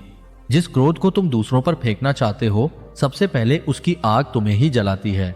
दिन समाप्त होने तक वह थक चुका था। उसने पहली बार देखा कि उसका क्रोध दूसरों से अधिक उसे स्वयं पीड़ा देता है। कुछ समय बाद दूसरी परीक्षा आरंभ हुई, लोभ की परीक्षा। आनंदक उसे एक धनी व्यापारी के पास ले गए जिसके पास असंख्य संपत्ति थी, लेकिन फिर भी वह हर समय चिंतित रहता था। वह दिन रात अपनी तिजोरियों की रक्षा करता, नए व्यापारों की योजना बनाता और अधिक धन इकट्ठा करने की चिंता में लगा रहता। एक रात व्यापारी ने सोमदत्त से कहा, मेरे पास इतना धन है कि 7 पीढ़ियां आराम से जी सकती हैं, लेकिन मुझे हर समय भय रहता है कि कहीं यह सब छिन न जाए। उस रात सोमदत्त को नींद नहीं आई। उसे लगा जैसे वह व्यापारी धन का स्वामी नहीं बल्कि उसका दास बन चुका है। तब उसे पहली बार समझ में आया कि लोभ का अंत कभी नहीं होता। जितना अधिक मिलता है उतनी ही अधिक इच्छा जन्म लेती है। तीसरी परीक्षा ईर्ष्या की थी। आनंदक उसे नगर के बाहर एक ऊंची पहाड़ी पर ले गए जहां से पूरा वैदिकपुर दिखाई देता था। वहां खड़े होकर उन्होंने पूछा, जब तुम्हारे शिष्य मेरे पास आने लगे थे तब तुम्हें कैसा लगा था? यह प्रश्न सुनते ही सोमदत्त का सिर झुक गया। उसे याद आया कि कैसे वह भीतर ही भीतर जलता रहा था, कैसे उसे दूसरों की प्रशंसा सहन नहीं होती थी और कैसे वह स्वयं को श्रेष्ठ सिद्ध करने में लगा रहता था। उसी क्षण उसे एहसास हुआ कि ईर्ष्या वास्तव में दूसरों की सफलता से उत्पन्न नहीं होती, वह अपने भीतर की असुरक्षा से उत्पन्न होती है। इसके बाद भय की परीक्षा आई। एक रात आनंदक उसे घने जंगल में ले गए। चारों ओर अंधकार था। दूर कहीं जंगली पशुओं की आवाजें सुनाई दे रही थीं और ऊपर बादलों से ढका आकाश किसी रहस्य की तरह प्रतीत हो रहा था। वहां बैठकर आनंदक ने कहा, आंखें बंद करो और अपने सभी भय देखो। जब सोमदत्त ने ऐसा किया तो उसके भीतर वर्षों से दबे हुए भय सामने आने लगे। प्रतिष्ठा खोने का भय, असफल होने का भय, अकेले रह जाने का भय, अपमानित होने का भय। तब उसे समझ में आया कि वह जितना स्वतंत्र दिखाई देता था वास्तव में उतना ही भय का कैदी था। फिर मोह की परीक्षा आई जहां उसे उन सभी चीजों का सामना करना पड़ा जिन्हें वह अपना मानता था। अपना आश्रम, अपनी प्रतिष्ठा, अपने शिष्य, अपना ज्ञान। धीरे धीरे उसे दिखाई देने लगा कि जिन वस्तुओं को वह स्थायी समझता था वे सभी परिवर्तनशील थीं। जो आज उसका है वह कल किसी और का हो सकता है। छठी परीक्षा सबसे कठिन थी, अहंकार की परीक्षा। आनंदक उसे एक ऐसे गांव में ले गए जहां कोई उसे नहीं पहचानता था। वहां उसे एक सामान्य सेवक की तरह कार्य करना पड़ा। उसे कुएं से पानी भरना पड़ा, वृद्धों की सेवा करनी पड़ी, खेतों में श्रम करना पड़ा। कई बार लोगों ने उसे साधारण मजदूर समझकर आदेश दिए, प्रारंभ में उसके भीतर अपमान की भावना उठी, लेकिन धीरे धीरे उसे एहसास हुआ कि उसका दुख उन लोगों के व्यवहार से नहीं बल्कि अपनी श्रेष्ठता की भावना से उत्पन्न हो रहा था। और फिर अंत में आई 7वीं परीक्षा, मृत्यु के भय की परीक्षा। आनंदक उसे शमशान ले गए, जहां चिताओं की अग्नि जल रही थी और धुआं आकाश की ओर उठ रहा था। वहां खड़े होकर उन्होंने कहा, देखो सोमदत्त, यहाँ राजा भी आता है, भिक्षुक भी आता है, विद्वान भी आता है और मूर्ख भी आता है। मृत्यु किसी से नहीं पूछती कि उसने कितने ग्रंथ पढ़े थे, कितनी संपत्ति अर्जित की थी या लोग उसका कितना सम्मान करते थे। वह केवल इतना पूछती है कि क्या तुमने वास्तव में जीवन को समझा था। उस रात सोमदत्त बहुत देर तक जलती हुई चिताओं को देखता रहा। उसे पहली बार महसूस हुआ कि जिस मृत्यु से वह जीवन भर दूर भागता रहा वह कोई शत्रु नहीं है, वह तो जीवन का सबसे बड़ा शिक्षक है, क्योंकि वही मनुष्य को यह याद दिलाती है कि समय सीमित है और इसलिए हर क्षण मूल्यवान है। जब ये 7 परीक्षाएं समाप्त हुईं, तब वह वही व्यक्ति नहीं रहा जो कभी वैदिकपुर का गर्वित ब्राह्मण था। उसके भीतर कुछ टूट चुका था, लेकिन उसी टूटन से एक नया प्रकाश जन्म ले रहा था। वह अभी पूरी तरह मुक्त नहीं हुआ था, लेकिन अब उसके भीतर सत्य को स्वीकार करने का साहस आ चुका था। उसे अभी यह ज्ञात नहीं था कि सबसे बड़ा परिवर्तन अभी शेष है, क्योंकि आगे आने वाले दिनों में एक ऐसी घटना घटने वाली थी जो उसके जीवन के अंतिम भ्रम को भी समाप्त कर देगी और उसी क्षण वह उस सत्य का अनुभव करेगा जिसकी खोज में उसने अपना पूरा जीवन व्यतीत किया था। 7 परीक्षाओं से गुजरने के बाद आचार्य सोमदत्त के जीवन में एक ऐसा परिवर्तन अवश्य आ चुका था जिसे उसके निकट रहने वाले लोग भी अनुभव करने लगे थे, क्योंकि जो व्यक्ति कभी अपनी विद्वता का प्रदर्शन करने में आनंद अनुभव करता था वह अब अधिक सुनने लगा था और कम बोलने लगा था। जो व्यक्ति कभी अपने प्रत्येक उत्तर को अंतिम सत्य मानता था वह अब प्रश्नों को भी सम्मान देने लगा था, और जो व्यक्ति कभी अपने सम्मान की रक्षा के लिए हर समय सजग रहता था वह अब धीरे धीरे उस सम्मान के बोझ को अपने कंधों से उतारने लगा था। किंतु इसके बावजूद उसके भीतर अभी भी एक अंतिम गांठ शेष थी, एक ऐसी गांठ जो वर्षों की साधना, ज्ञान, प्रतिष्ठा और आत्मछवि से बनी थी, और जब तक वह गांठ नहीं खुलती तब तक वास्तविक मुक्ति संभव नहीं थी। वर्षा ऋतु समाप्त हो चुकी थी। पर्वतों से उतरने वाली ठंडी हवाएं जंगलों के बीच से होकर गुजरती थीं और रात्रि के समय वृक्षों की शाखाएं किसी प्राचीन रहस्य की तरह फुसफुसाती प्रतीत होती थीं। उन्हीं दिनों भिक्षु आनंदक ने सोमदत्त से कहा कि अब समय आपात हो चुकी थी, गया है कि वह कुछ समय के लिए पूर्ण एकांत में रहे। उन्होंने उसे नगर, आश्रम, शिष्यों और परिचित वातावरण से दूर एक घने वन में स्थित एक प्राचीन गुफा के पास भेज दिया, जहां केवल प्रकृति थी, मौन था और स्वयं का साथ था। सोमदत्त उस वन में पहुंच गया। प्रारंभ के कुछ दिन उसे बहुत कठिन लगे, क्योंकि वर्षों से वह लोगों से घिरा हुआ रहता आया था। सुबह शिष्यों की आवाजें सुनाई देती थीं, दिन में चर्चाएं होती थीं और रात में अध्ययन चलता था, लेकिन यहाँ केवल पक्षियों की ध्वनि थी, बहते हुए जल का संगीत था और कभी कभी दूर किसी पशु की गर्जना सुनाई देती थी। धीरे धीरे उसे अनुभव होने लगा कि मनुष्य संसार के शोर से नहीं बल्कि अपने भीतर के शोर से सबसे अधिक परेशान होता है। जब बाहरी आवाजें समाप्त हो जाती हैं तब भीतर की आवाजें और अधिक स्पष्ट सुनाई देने लगती हैं। एक रात वह गुफा के बाहर बैठा हुआ था। आकाश में असंख्य तारे चमक रहे थे, हवा में ठंडक थी और जंगल का सन्नाटा इतना गहरा था कि उसे अपने हृदय की धड़कन तक सुनाई दे रही थी। उसने आंखें बंद की और ध्यान में बैठ गया। प्रारंभ में मन इधर उधर भटकता रहा, लेकिन कुछ समय बाद जैसे किसी ने उसके भीतर छिपे हुए स्मृतियों के द्वार खोल दिए हों, उसे अपना बचपन दिखाई देने लगा। उसे वो दिन दिखाई दिया जब उसने पहली बार वेदों का अध्ययन प्रारंभ किया था। उसे अपने पिता का गर्व दिखाई दिया, उसे अपनी माता का स्नेह दिखाई दिया, उसे वह युवा सोमदत्त दिखाई दिया जो ज्ञान की खोज में उत्साह से भरा हुआ था। लेकिन फिर धीरे धीरे चित्र बदलने लगे। उसे वे क्षण दिखाई देने लगे जब उसने दूसरों को अपने से कम समझा था। उसे वे अवसर दिखाई देने लगे जब उसने किसी की बात केवल इसलिए अस्वीकार कर दी थी क्योंकि वह व्यक्ति उससे कम शिक्षित था। उसे वे दिन दिखाई देने लगे जब वह प्रशंसा सुनकर प्रसन्न और आलोचना सुनकर क्रोधित हो जाता था। उसे वे क्षण दिखाई देने लगे जब उसने ज्ञान को आत्मविकास का साधन नहीं बल्कि श्रेष्ठता का सिंहासन बना लिया था। और जैसे जैसे ये दृश्य उसके सामने आते गए वैसे वैसे उसका हृदय भारी होता गया। अचानक उसे ऐसा लगा जैसे वह वर्षों से एक भारी भार उठाए हुए था, लेकिन उसे कभी इसका एहसास ही नहीं हुआ। वह भार था उसकी बनाई हुई पहचान का। मैं महान हूं, मैं विद्वान हूं, मैं सबसे अधिक जानता हूं, मैं सम्मान के योग्य हूं, ये सभी विचार उसके भीतर इतने गहरे बैठ चुके थे कि उसने उन्हें सत्य समझ लिया था। उसी क्षण उसके भीतर एक तीव्र पीड़ा उठी। उसकी आंखों से आंसू बहने लगे। वह वर्षों बाद रो रहा था, न किसी व्यक्ति के सामने, न किसी सभा में, बल्कि स्वयं के सामने। उस रात वह देर तक रोता रहा। वह अपने जीवन की उन सभी भूलों के लिए रो रहा था जिन्हें उसने कभी भूल नहीं माना था। वह उन अवसरों के लिए रो रहा था जब उसका अहंकार उसकी करुणा से बड़ा हो गया था। वह उन लोगों के लिए रो रहा था जिन्हें उसने अपने ज्ञान के कारण छोटा समझा था। और सबसे अधिक वह स्वयं के लिए रो रहा था, क्योंकि अब उसे दिखाई दे रहा था कि उसने जीवन भर जिस सत्य की खोज की, उसी सत्य से वह सबसे अधिक दूर भागता रहा। प्रभात होने से कुछ पहले भिक्षु आनंदक वहां पहुंचे।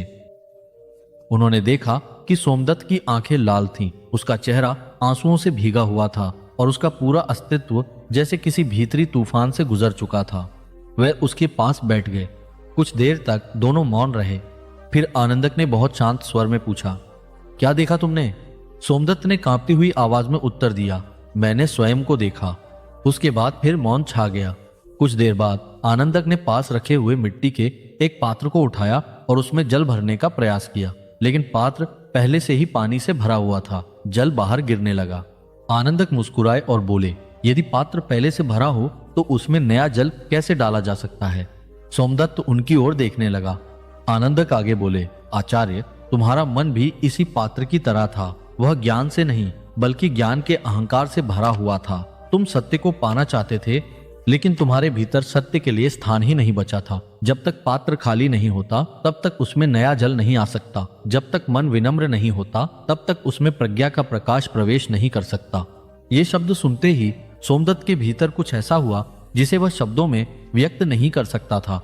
ऐसा लगा जैसे वर्षों से बंद कोई द्वार अचानक खुल गया हो।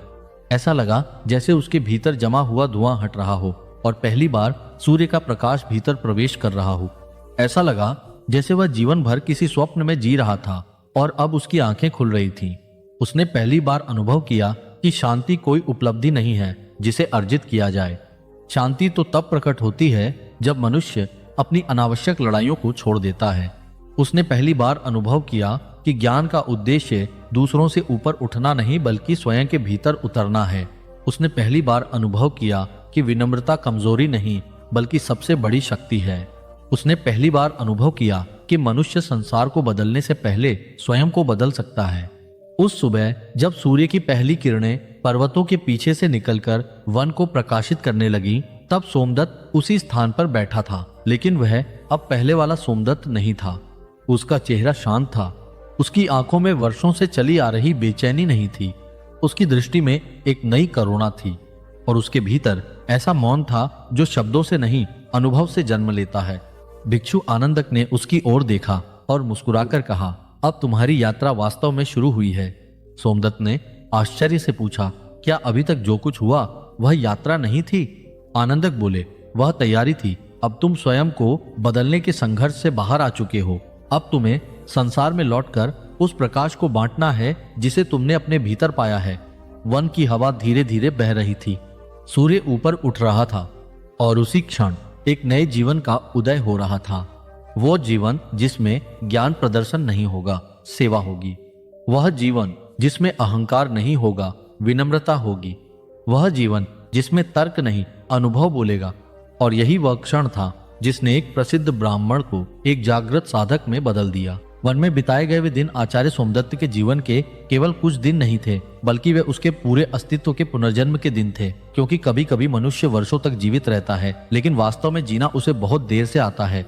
और कभी कभी एक ही क्षण ऐसा आता है जो उसके पिछले पूरे जीवन की दिशा बदल देता है। सोमदत्त के लिए वह क्षण वही था जब उसने पहली बार अपने ज्ञान, अपनी प्रतिष्ठा और अपने अहंकार के पीछे छिपे हुए वास्तविक स्वरूप को देखा था। उस दिन के बाद जब वह वन से वापस लौटा तो वैदिकपुर के लोगों ने उसके चेहरे पर कुछ ऐसा देखा जिसे वे शब्दों में व्यक्त नहीं कर सके। उसकी चाल वही थी, उसका स्वर वही था, उसका शरीर वही था, लेकिन उसके भीतर कुछ मूलभूत बदल चुका था। जो व्यक्ति पहले बोलते समय लोगों को प्रभावित करना चाहता था, अब वह लोगों को समझना चाहता था। जो व्यक्ति पहले सम्मान पाने की अपेक्षा रखता था, अब वह सेवा करने में आनंद अनुभव करता था। जो व्यक्ति पहले स्वयं को गुरु मानता था, अब वह स्वयं को जीवन का विद्यार्थी मानने लगा था।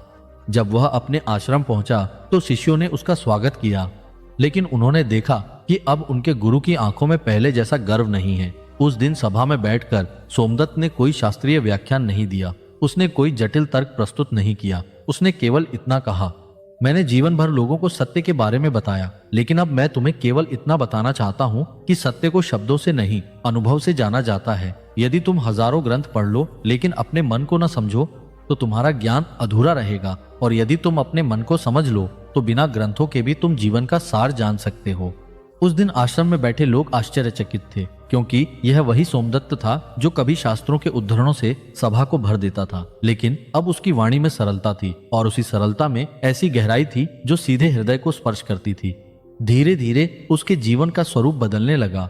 उसने आश्रम के द्वार उन लोगों के लिए भी खोल दिए जो पहले वहां आने का साहस नहीं करते थे। किसान, मजदूर, व्यापारी, विधवाएं, अनाथ बालक, रोगी और निराश लोग उसके पास आने लगे। पहले वह उन्हें उपदेश देता था, अब वह उनकी बातें सुनता था। पहले वह समाधान बताता था, अब वह उन्हें स्वयं समाधान खोजने की प्रेरणा देता था। उसे समझ में आ चुका था कि मनुष्य को केवल उत्तर नहीं चाहिए होते, उसे ऐसा प्रकाश चाहिए होता है जिसमें वह अपने उत्तर स्वयं देख सके। समय किसी के लिए नहीं रुकता। वर्ष बीतते गए, ऋतुएं बदलती रहीं। जिन बच्चों को वह कभी अपने आश्रम में खेलते देखता था वे युवा हो गए, जिन युवाओं को वह शिक्षा देता था वे परिवार वाले बन गए। नगर बदलता गया, संसार बदलता गया, लेकिन एक चीज नहीं बदली, सोमदत्त के भीतर की वह शांति जो अब परिस्थितियों पर निर्भर नहीं थी। यदि लोग उसकी प्रशंसा करते तो वह मुस्कुरा देता, यदि लोग उसकी आलोचना करते तो भी वह मुस्कुरा देता, यदि कोई सम्मान देता तो वह धन्यवाद कहता, यदि कोई अपमान करता तो भी उसके मन में कटुता उत्पन्न नहीं होती, क्योंकि अब उसे समझ में आ गया था कि दूसरों के शब्द मनुष्य को उतना प्रभावित नहीं करते जितना उसका अपना अहंकार करता है। एक दिन एक युवा ब्राह्मण उसके पास आया। उसकी आंखों में वही चमक थी जो कभी स्वयं सोमदत्त की आंखों में हुआ करती थी। उसने गर्व से कहा, आचार्य, मैंने वेदों का अध्ययन कर लिया है, उपनिषदों का अध्ययन कर लिया है, दर्शन शास्त्र को समझ लिया है। अब मुझे लगता है कि मेरे लिए जानने योग्य कुछ विशेष शेष नहीं है। यह सुनकर सभा में बैठे कुछ लोग मुस्कुरा दिए, क्योंकि उन्हें अपने पुराने सोमदत्त की झलक दिखाई दे रही थी। सोमदत्त ने उस युवक को ध्यान से देखा और बहुत शांत स्वर में कहा, यदि तुम्हें लगता है कि जानने योग्य कुछ शेष नहीं है तो इसका अर्थ है कि तुमने अभी जानना प्रारंभ भी नहीं किया है। जिस दिन मनुष्य को अपने अज्ञान का बोध हो जाता है उसी दिन उसकी वास्तविक शिक्षा आरंभ होती है। युवक मौन हो गया। उसे ऐसा लगा जैसे कोई उसके भीतर छिपे हुए अहंकार को पहचान गया हो। यही सोमदत्त की सबसे बड़ी शक्ति बन चुकी थी। अब वह लोगों को तर्क से नहीं हराता था, वह उन्हें स्वयं से मिलवा देता था। वर्षों बाद एक दिन उसे समाचार मिला कि भिक्षु आनंदक अत्यंत वृद्ध हो चुके हैं और पर्वतों के निकट स्थित एक शांत आश्रय में निवास कर रहे हैं। यह सुनते ही सोमदत्त के मन में उनसे मिलने की तीव्र इच्छा जागी। उसने यात्रा प्रारंभ की और कई दिनों तक चलते हुए अंततः उस स्थान पर पहुंचा जहां आनंदक रहते थे।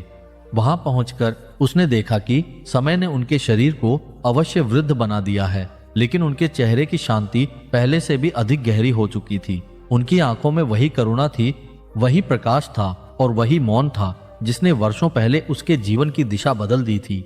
दोनों एक विशाल पीपल के वृक्ष के नीचे बैठ गए। सामने पर्वत थे, दूर एक नदी बह रही थी। संध्या का सूर्य धीरे धीरे अस्त होने की ओर बढ़ रहा था। कई क्षण तक दोनों बिना कुछ बोले बैठे रहे। उन्हें शब्दों की आवश्यकता नहीं थी। कुछ संबंध ऐसे होते हैं जहां मौन ही सबसे गहरा संवाद बन जाता है। अंततः सोमदत्त ने मुस्कुराते हुए कहा, जब मैं पहली बार आपके पास आया था तब मैं आपको पराजित करने आया था। मुझे लगता था कि मेरे पास सब कुछ है और आपके पास कुछ नहीं। आज पीछे मुड़कर देखता हूं तो समझ में आता है कि उस दिन मेरे पास कुछ भी नहीं था और आपके पास वह सब कुछ था जिसकी मुझे तलाश थी। आनंदक मुस्कुराए। उन्होंने कहा, नहीं सोमदत्त, मेरे पास भी कुछ नहीं था। सत्य किसी व्यक्ति की संपत्ति नहीं होता, वह तो उस आकाश की तरह है जो सबके लिए खुला रहता है। अंतर केवल इतना था कि तुम उस समय अपने विचारों से भरे हुए थे और मैं उन्हें छोड़ चुका था। सूर्य और नीचे झुक गया। आकाश सुनहरे रंग से भरने लगा। हवा में एक अद्भुत शांति थी। कुछ देर बाद सोमदत्त ने पूछा, गुरुदेव, यदि कोई मुझसे पूछे कि जीवन का सबसे बड़ा पाठ क्या है तो मैं उसे क्या उत्तर दूं? आनंदक ने दूर क्षितिज की ओर देखते हुए कहा, उसे कहना कि जीवन का सबसे बड़ा पाठ स्वयं को जीतना है। जिसने संसार जीत लिया लेकिन अपने मन को नहीं जीता वह अभी भी पराजित है, और जिसने अपने मन को जीत लिया उसे संसार को जीतने की आवश्यकता ही नहीं रहती। ये शब्द सुनकर सोमदत्त की आंखें नम हो गईं। उसे अपने जीवन की पूरी यात्रा याद आ गई। वह अहंकारी ब्राह्मण, वह बेचैन मन, वह पहला प्रश्न, वे 7 परीक्षाएं, वह वन की रात, वह टूटन, वह जागरण, और अब यह शांति। उसे महसूस हुआ कि जीवन वास्तव में किसी मंजिल तक पहुंचने का नाम नहीं है। जीवन तो स्वयं को जानने की यात्रा है। सूर्य अस्त हो चुका था। आकाश में धीरे धीरे तारों का उदय होने लगा। वृद्ध आनंदक ने आंखें बंद कर लीं। सोमदत्त भी मौन होकर बैठ गया। उसी मौन में उसे ऐसा लगा जैसे उसके भीतर वर्षों से चल रही सारी खोज समाप्त हो गई हो। अब कोई प्रश्न नहीं था, अब कोई संघर्ष नहीं था, अब कोई प्रमाणित करने योग्य बात नहीं थी। केवल एक गहरी शांति थी, और उसी शांति में उसे गौतम बुद्ध की शिक्षा का वास्तविक अर्थ समझ में आया। मनुष्य को कोई शत्रु उतना दुख नहीं दे सकता जितना उसका अनियंत्रित मन दे सकता है, और मनुष्य को कोई मित्र उतना सुख नहीं दे सकता जितना उसका जागृत मन दे सकता है। उसके बाद वैदिकपुर में आने वाले लोगों को जब भी सोमदत्त से जीवन का सार पूछने की इच्छा होती तो वह लंबा प्रवचन नहीं देता था। वह केवल मुस्कुराकर कहता था, मैंने हजारों ग्रंथ पढ़े, लेकिन जिसने मेरा जीवन बदला वह कोई ग्रंथ नहीं था, बल्कि वह क्षण था जब मैंने स्वयं को पढ़ना प्रारंभ किया। इसलिए यदि तुम शांति चाहते हो तो संसार को बदलने से पहले अपने मन को देखो। यदि तुम सुख चाहते हो तो दूसरों को जीतने से पहले अपने अहंकार को जीतो। और यदि तुम ज्ञान चाहते हो तो यह मत पूछो कि सत्य कहाँ है, बल्कि यह पूछो कि तुम्हारे भीतर कौन सी दीवार है जो तुम्हें सत्य देखने से रोक रही है। और यही उस ब्राह्मण और भिक्षु की कहानी का सार था कि सच्चा ज्ञान शब्दों में नहीं, परिवर्तन में दिखाई देता है। सच्ची पूजा मंदिरों में नहीं, मन की निर्मलता में होती है। और सच्ची विजय किसी दूसरे मनुष्य पर नहीं, स्वयं के अंधकार पर प्राप्त की जाती है। मनुष्य का सबसे बड़ा संघर्ष संसार के साथ नहीं होता, यद्यपि उसे ऐसा प्रतीत अवश्य होता है कि उसकी परेशानियों का कारण लोग हैं, परिस्थितियां हैं, समय है, भाग्य है, या वे घटनाएं हैं जो उसके नियंत्रण से बाहर घट रही हैं। लेकिन यदि वह अपने जीवन को थोड़ी गहराई से देखे तो उसे समझ में आने लगता है कि बाहर होने वाली घटनाएं केवल द्वार खटखटाती हैं। भीतर अशांति उत्पन्न करने का कार्य उसका अपना मन करता है। यही कारण है कि एक ही परिस्थिति में खड़े 2 व्यक्तियों का अनुभव बिल्कुल भिन्न हो सकता है। एक व्यक्ति कठिनाई को अंत समझ लेता है और दूसरा उसी कठिनाई को एक नए आरंभ का अवसर बना लेता है। जीवन दोनों के सामने एक जैसा था, लेकिन देखने वाली दृष्टि अलग थी। बहुत से लोग अपने जीवन का सबसे मूल्यवान समय उन बातों पर दुखी होने में व्यतीत कर देते हैं जो कभी उनके अधिकार में थी ही नहीं। कोई बीते हुए वर्षों को लेकर पछताता रहता है, कोई उन शब्दों को याद करता रहता है जो किसी ने क्रोध में कह दिए थे, कोई उस अवसर को पकड़कर बैठा रहता है जो कभी उसके हाथ से निकल गया था, और धीरे धीरे वर्तमान का पूरा सौंदर्य उसकी आंखों के सामने होते हुए भी उससे दूर चला जाता है। खेत में खड़ा किसान यदि हर समय पिछले मौसम की खराब फसल को ही याद करता रहे तो उसके सामने खड़ी नई फसल भी उसकी चिंता को दूर नहीं कर पाएगी। उसकी दृष्टि वर्तमान पर नहीं, अतीत पर अटकी रहेगी। मन भी ठीक ऐसा ही करता है। वह बीती हुई बातों को बार बार दोहराता है और फिर उन्हीं घावों को ताजा करके स्वयं को पीड़ा देता है। क्रोध भी एक विचित्र चीज है। जब यह उत्पन्न होता है तब मनुष्य को लगता है कि वह किसी दूसरे व्यक्ति को दंड दे रहा है, लेकिन वास्तव में वह स्वयं को जलाना शुरू कर चुका होता है। जिसने उसे अपमानित किया वह शायद कुछ ही समय बाद अपनी दिनचर्या में व्यस्त हो जाए, लेकिन क्रोधित व्यक्ति उस घटना को बार बार अपने मन में दोहराता रहता है। एक छोटा सा वाक्य उसके भीतर घंटों, दिनों और कभी कभी वर्षों तक गूंजता रहता है। इस प्रकार एक क्षण का अपमान कई वर्षों की पीड़ा बन जाता है। बाहर की घटना समाप्त हो चुकी होती है, लेकिन भीतर उसका विस्तार चलता रहता है। इसी प्रकार तुलना भी मनुष्य के जीवन की शांति को धीरे धीरे नष्ट कर देती है। बचपन में वह अपने खिलौनों की तुलना करता है, युवावस्था में अपनी सफलता की और वृद्धावस्था में अपने बच्चों की उपलब्धियों की। तुलना का स्वरूप बदलता रहता है, लेकिन उसका परिणाम लगभग एक जैसा रहता है, असंतोष। जिस व्यक्ति के पास 10 चीजें हैं वह उस एक चीज को देखकर दुखी हो जाता है जो उसके पास नहीं है।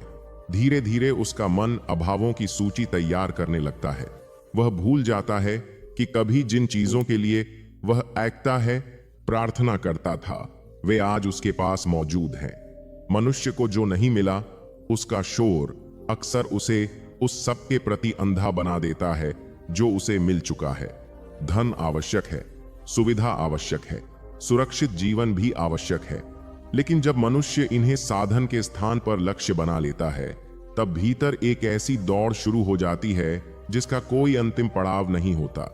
जो व्यक्ति सोचता है कि थोड़ी अधिक आय मिल जाए तो वह संतुष्ट हो जाएगा, वह कुछ समय बाद और अधिक पाने की इच्छा करने लगता है। जो व्यक्ति छोटे घर में रहते हुए बड़े घर का सपना देखता है, वह बड़े घर में पहुंचकर उससे भी बड़े घर की कल्पना करने लगता है। इच्छाएं पूरी होती जाती हैं और उनके साथ नई इच्छाएं जन्म लेती जाती हैं। इसलिए समस्या इच्छाओं के होने में नहीं है, समस्या यह है कि मनुष्य उन्हें अपने सुख का आधार बना लेता है। समय के साथ यह भी समझ में आने लगता है कि जीवन की सबसे मूल्यवान वस्तुएं वे नहीं होती जिन्हें खरीदा जा सकता है। एक व्यक्ति वर्षों तक धन एकत्र करता है, लेकिन जब उसके माता पिता वृद्ध हो जाते हैं, तब उसे एहसास होता है कि उनके साथ बिताने के लिए अतिरिक्त समय किसी बाजार में उपलब्ध नहीं है। एक व्यक्ति अपने बच्चों के लिए सुविधाएं जुटाने में इतना व्यस्त हो जाता है कि उनके बचपन के अनगिनत क्षण उसकी आंखों के सामने से गुजर जाते हैं। बाद में जब वह पीछे मुड़कर देखता है तो समझ में आता है कि जीवन केवल उपलब्धियों का नाम नहीं था, जीवन उन पलों का भी नाम था जो बिना शोर के उसके पास से गुजर गए। भय मनुष्य को वास्तविकता से अधिक अपनी कल्पनाओं के कारण परेशान करता है।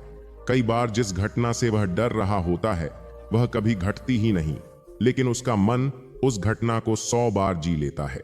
किसी को भविष्य की चिंता होती है, किसी को असफलता की, किसी को बीमारी की, किसी को अकेले रह जाने की।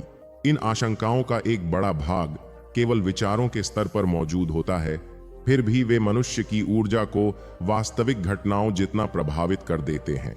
इस प्रकार वह उन समस्याओं से भी थक जाता है जो अभी तक आई ही नहीं है।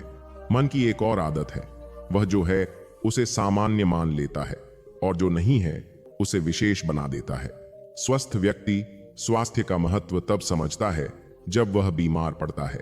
परिवार का महत्व तब समझ में आता है जब दूरी आ जाती है।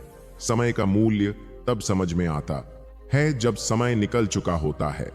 इसीलिए संतोष कोई ऐसी वस्तु नहीं है जो भविष्य में कहीं रखी हुई हो, वह वर्तमान को देखने की एक कला है।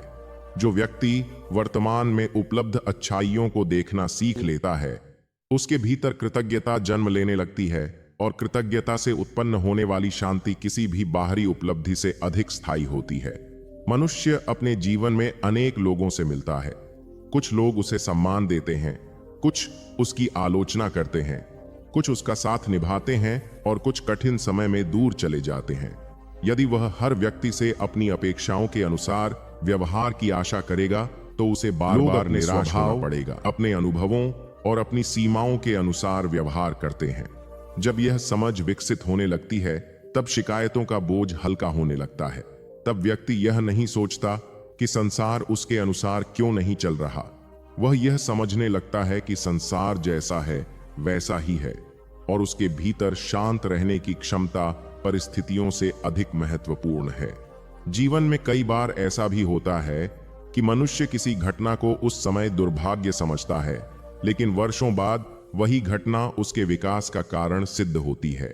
नौकरी का छूट जाना, किसी संबंध का समाप्त हो जाना, किसी योजना का असफल हो जाना, ये सब उस क्षण पीड़ादायक लगते हैं, लेकिन समय बीतने के बाद कई लोग स्वीकार करते हैं कि यदि वह घटना न घटी होती तो वे आज जहां हैं वहां कभी नहीं पहुंच पाते। इसका अर्थ यह नहीं कि दुख सुख बन जाता है, बल्कि इसका अर्थ यह है कि हर अनुभव अपने भीतर कोई ना कोई शिक्षा छिपाकर रखता है। अहंकार की सबसे बड़ी विशेषता यह है कि वह स्वयं को पहचानने नहीं देता। जब मनुष्य सफल होता है तो उसे लगता है कि सब कुछ उसकी क्षमता का परिणाम है, लेकिन जब वह असफल होता है तो उसे परिस्थितियां दोषी दिखाई देती हैं। इस प्रकार वह स्वयं को देखने की क्षमता खो देता है।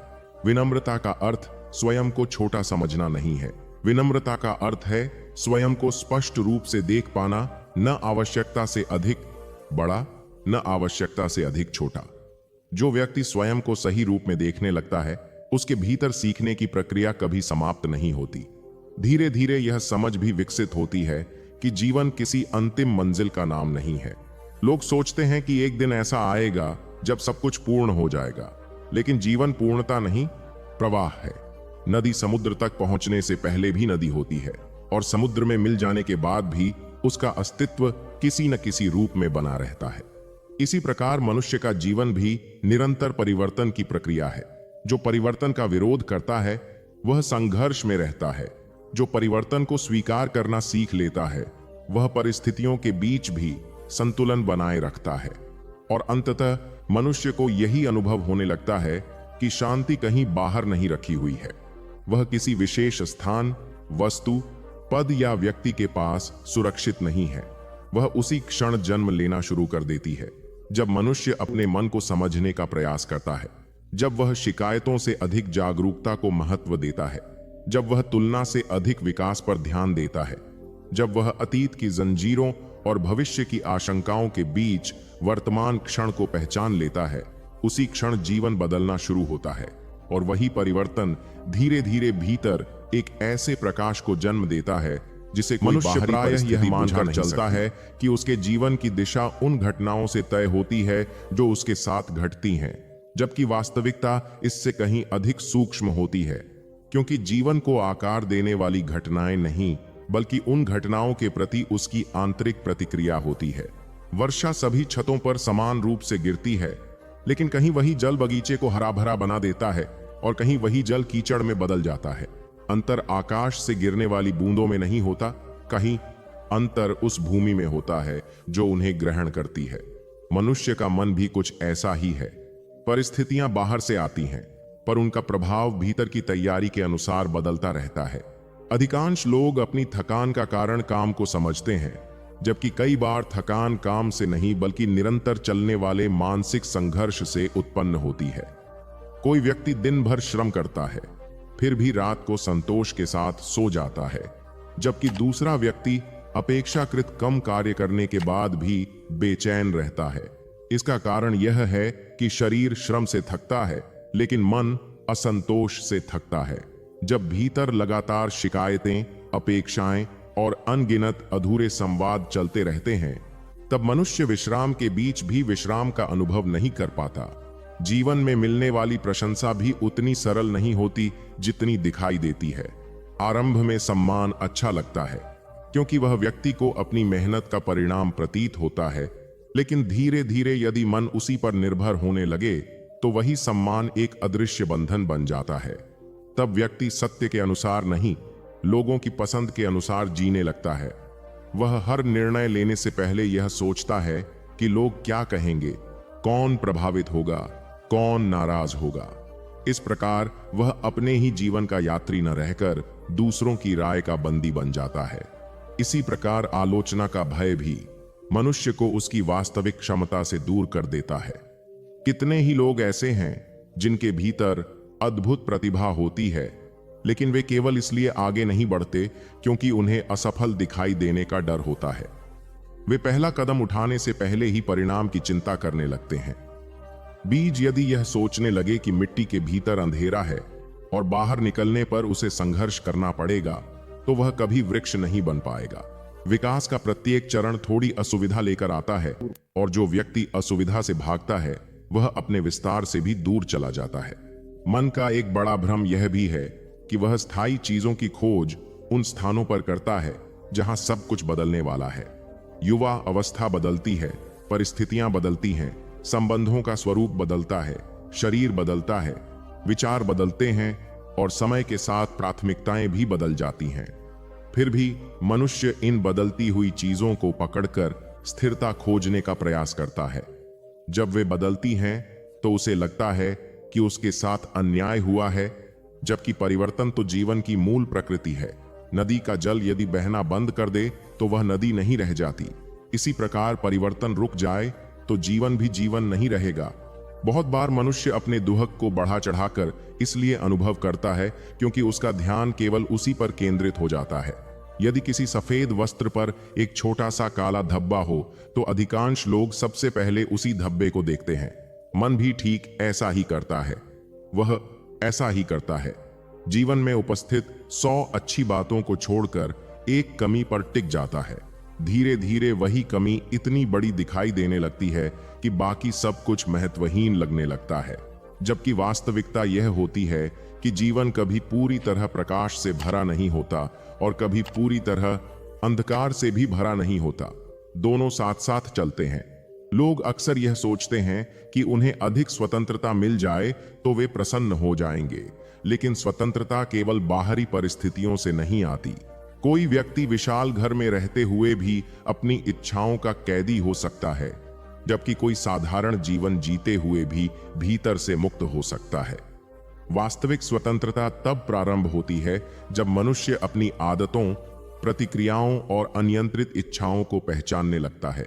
जो व्यक्ति हर भावना के पीछे बिना सोचे दौड़ता रहता है, वह स्वयं को स्वतंत्र समझ सकता है, लेकिन वास्तव में वह अपने मन के संकेतों पर चल रहा होता है। क्षमा भी एक ऐसी शक्ति है जिसे बहुत लोग गलत समझते हैं।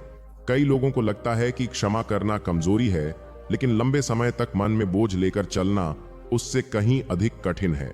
जिस व्यक्ति ने किसी पुरानी घटना को पकड़ रखा है, वह अनजाने में उसे हर दिन अपने वर्तमान में जीवित रखता है। वर्षों पुरानी बात आज भी उसे प्रभावित करती रहती है। दूसरी ओर जब कोई व्यक्ति उस बोझ को छोड़ देता है तो वह अतीत को सही नहीं ठहराता, बल्कि स्वयं को उसके प्रभाव से मुक्त कर देता है। समय के साथ यह स्पष्ट होने लगता है कि जीवन की सबसे बड़ी उपलब्धियां अचानक नहीं मिलती। एक संगीतकार वर्षों तक अभ्यास करता है, तब कहीं जाकर उसके सुरों में गहराई आती है। एक किसान महीनों तक खेत की देखभाल करता है, तब जाकर फसल तैयार होती है। एक वृक्ष भी रातों रात विशाल नहीं बनता। फिर भी मनुष्य अपने जीवन में तत्काल परिणाम चाहता है। वह कुछ दिनों का प्रयास करके वर्षों के फल की अपेक्षा करने लगता है। जब ऐसा नहीं होता तो वह निराश हो जाता है। धैर्य केवल प्रतीक्षा का नाम नहीं है। धैर्य उस विश्वास का नाम है जो प्रयास को जारी रखता है, भले ही परिणाम अभी दिखाई न दे रहे हों। कुछ लोग पूरी उम्र दूसरों को बदलने में लगा देते हैं। वे चाहते हैं कि परिवार उनके अनुसार सोचे, मित्र उनके अनुसार व्यवहार करें और संसार उनकी अपेक्षाओं के अनुसार चले। लेकिन जितना अधिक वे यह प्रयास करते हैं, उतनी ही अधिक निराशा उन्हें घेरती जाती है।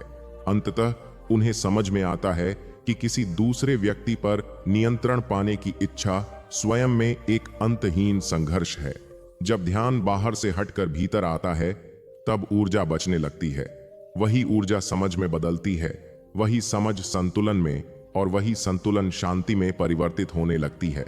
कृतज्ञता का भाव भी धीरे धीरे विकसित होता है। यह केवल धन्यवाद कह देने का नाम नहीं है, यह उस दृष्टि का नाम है जो जीवन में उपस्थित छोटी छोटी कृपाओं को पहचानती है। सुबह की खुली हवा, स्वस्थ शरीर, किसी प्रियजन की मुस्कान, सीखने का अवसर, एक और दिन का मिलना, ये सब इतनी सामान्य चीजें लगती हैं कि अक्सर इनका महत्व तब समझ में आता है जब इनमें से कुछ खो जाता है। जो व्यक्ति इन्हें रहते हुए पहचान लेता है, उसके भीतर संतोष की एक ऐसी धारा बहने लगती है जो बाहरी उपलब्धियों पर निर्भर नहीं रहती।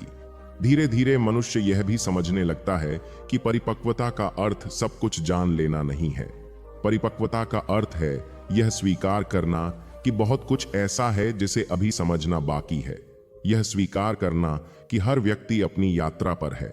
यह समझना कि हर प्रश्न का उत्तर तुरंत नहीं मिलता। कुछ उत्तर समय देता है, कुछ अनुभव देते हैं और कुछ उत्तर केवल मौन में ही प्रकट होते हैं। जब यह समझ गहरी होने लगती है, तब जीवन पहले जैसा रहते हुए भी अलग दिखाई देने लगता है। वही सड़कें, वही लोग, वही कार्य और वही दिनचर्या होती है, लेकिन देखने वाली दृष्टि बदल जाती है। संघर्ष समाप्त नहीं होते, लेकिन संघर्षों के साथ संबंध बदल जाता है। चुनौतियां आती हैं, लेकिन वे भीतर तूफान नहीं खड़ा करती। सफलता आती है, लेकिन वह अहंकार का कारण नहीं बनती। असफलता आती है, लेकिन वह आत्ममूल्य को नष्ट नहीं करती। धीरे धीरे एक ऐसी स्थिरता जन्म लेने लगती है जो बाहरी परिस्थितियों की दया पर निर्भर नहीं होती। और शायद जीवन की सबसे बड़ी उपलब्धि भी यही है, ऐसी आंतरिक स्पष्टता जिसमें मनुष्य स्वयं से भागना बंद कर दे, ऐसा संतुलन जिसमें परिस्थितियां बदलें लेकिन भीतर का आधार न डगमगाए, और ऐसी जागरूकता जिसमें प्रत्येक दिन केवल समय का एक और टुकड़ा न होकर समझ की ओर बढ़ाया गया एक नया कदम बन जाए। जैसे जैसे मनुष्य जीवन के लंबे मार्ग पर आगे बढ़ता है, वैसे वैसे उसे यह अनुभव होने लगता है कि जिन बातों को वह कभी अत्यंत महत्वपूर्ण समझता था, उनमें से बहुत सी बातें समय के साथ अपना महत्व खो देती हैं, क्योंकि जीवन का सत्य अक्सर उन ऊंची आवाजों में नहीं छिपा होता जो संसार का ध्यान आकर्षित करती हैं, बल्कि उन शांत अनुभूतियों में छिपा होता है जिन्हें केवल वही व्यक्ति महसूस कर सकता है जिसने स्वयं को समझने का प्रयास किया हो। वर्षों तक लोग धन, सम्मान, पद, प्रसिद्धि और दूसरों की स्वीकृति के पीछे दौड़ते रहते हैं, लेकिन अंत में जब वे पीछे मुड़कर अपने जीवन को देखते हैं तो उन्हें यह दिखाई देने लगता है कि सबसे अधिक मूल्यवान वे क्षण थे जब उनका मन शांत था, जब वे बिना किसी भय के मुस्कुरा सके थे, जब उन्हें किसी को कुछ सिद्ध करने की आवश्यकता नहीं थी और जब उनका हृदय अनावश्यक बोझ से मुक्त था। समय मनुष्य को बहुत कुछ सिखाता है। वह सिखाता है कि क्रोध को पकड़कर रखने से केवल मन भारी होता है। वह सिखाता है कि तुलना करने से किसी का जीवन बेहतर नहीं होता। वह सिखाता है कि जो आज तुम्हारे पास है वही कभी तुम्हारी सबसे बड़ी इच्छा हुआ करता था। वह सिखाता है कि हर व्यक्ति अपने भीतर किसी न किसी संघर्ष से गुजर रहा है, इसलिए कठोरता से अधिक करुणा की आवश्यकता है। वह सिखाता है कि हर समस्या हमेशा के लिए नहीं रहती और हर सुख भी स्थायी नहीं होता। यही परिवर्तन जीवन का नियम है, और जो इस नियम को स्वीकार कर लेता है वह परिस्थितियों से लड़ने के बजाय उनके साथ चलना सीख जाता है। धीरे धीरे यह स्पष्ट हो जाता है कि सबसे बड़ा युद्ध बाहर नहीं भीतर चलता है। बाहर के शत्रु कभी कभी सामने आते हैं, लेकिन भीतर के भय, मोह, असंतोष, ईर्ष्या और अहंकार हर दिन मनुष्य के साथ रहते हैं। जो व्यक्ति इनको पहचानना सीख लेता है वह अपने जीवन को नई दिशा दे सकता है। जिसने स्वयं को समझ लिया उसने जीवन का सबसे महत्वपूर्ण पाठ सीख लिया। जिसने अपने मन की चालों को देख लिया उसके लिए संसार पहले जैसा नहीं रहता। वही परिस्थितियां अब उसे तोड़ती नहीं बल्कि उसे और अधिक जागरूक बनाती हैं। किसी दिन जब जीवन की गति थोड़ी धीमी हो जाए, जब चारों ओर शोर कम हो और कुछ क्षण अपने साथ बिताने का अवसर मिले, तब अपने आप से यह प्रश्न अवश्य पूछना चाहिए कि क्या वास्तव में वह सब कुछ जिसके पीछे मैं दौड़ रहा हूं उतना ही आवश्यक है जितना मैं समझ रहा हूं, या फिर मेरे जीवन की सबसे बड़ी आवश्यकता एक शांत, संतुलित और जागरूक मन है। क्योंकि अंततः मनुष्य अपने साथ धन नहीं ले जाता, पद नहीं ले जाता, प्रशंसा नहीं ले जाता। वह अपने कर्मों की छाप, अपने विचारों की दिशा और अपने द्वारा विकसित किए गए आंतरिक स्वरूप को लेकर आगे बढ़ता है। यदि मन निर्मल है तो साधारण जीवन भी सुंदर प्रतीत होता है। यदि मन अशांत है तो सारी सुविधाएं भी अधूरी लगती हैं। इसलिए बाहरी उपलब्धियों के साथ साथ भीतर के विकास को भी उतना ही महत्व देना आवश्यक है। यही वह समझ है जो जीवन को केवल जीने योग्य नहीं बल्कि सार्थक बना देती है। यही वह दृष्टि है जो कठिन समय में धैर्य देती है, सफलता के समय विनम्रता देती है और असफलता के समय साहस देती है। और शायद यही वह प्रकाश है जिसकी खोज में मनुष्य जीवन भर भटकता रहता है। तो मित्रों, यदि इन विचारों ने आपको अपने जीवन को एक नए दृष्टिकोण से देखने की प्रेरणा दी हो, यदि इनमें से किसी एक बात ने भी आपके मन को छुआ हो, तो हमें टिप्पणी करके अवश्य बताइए कि आपको सबसे अधिक कौन सा विचार प्रभावित कर गया। हमारे चैनल अकेला व्यक्ति हर बार को लाइक, शेयर और सब्सक्राइब करना न भूलें, क्योंकि अकेला व्यक्ति हर बार पर हम ऐसे ही गहरे जीवन विचार, प्रेरणादायक चिंतन और आत्मविकास से जुड़ी सामग्री आपके लिए लगातार लेकर आते रहेंगे। आपका समर्थन ही अकेला व्यक्ति हर बार की सबसे बड़ी शक्ति है। अगले विचारपूर्ण मिलन तक अपना ध्यान रखिए, अपने मन को समझिए और जीवन को जागरूकता के साथ जीते रहिए। नमस्कार।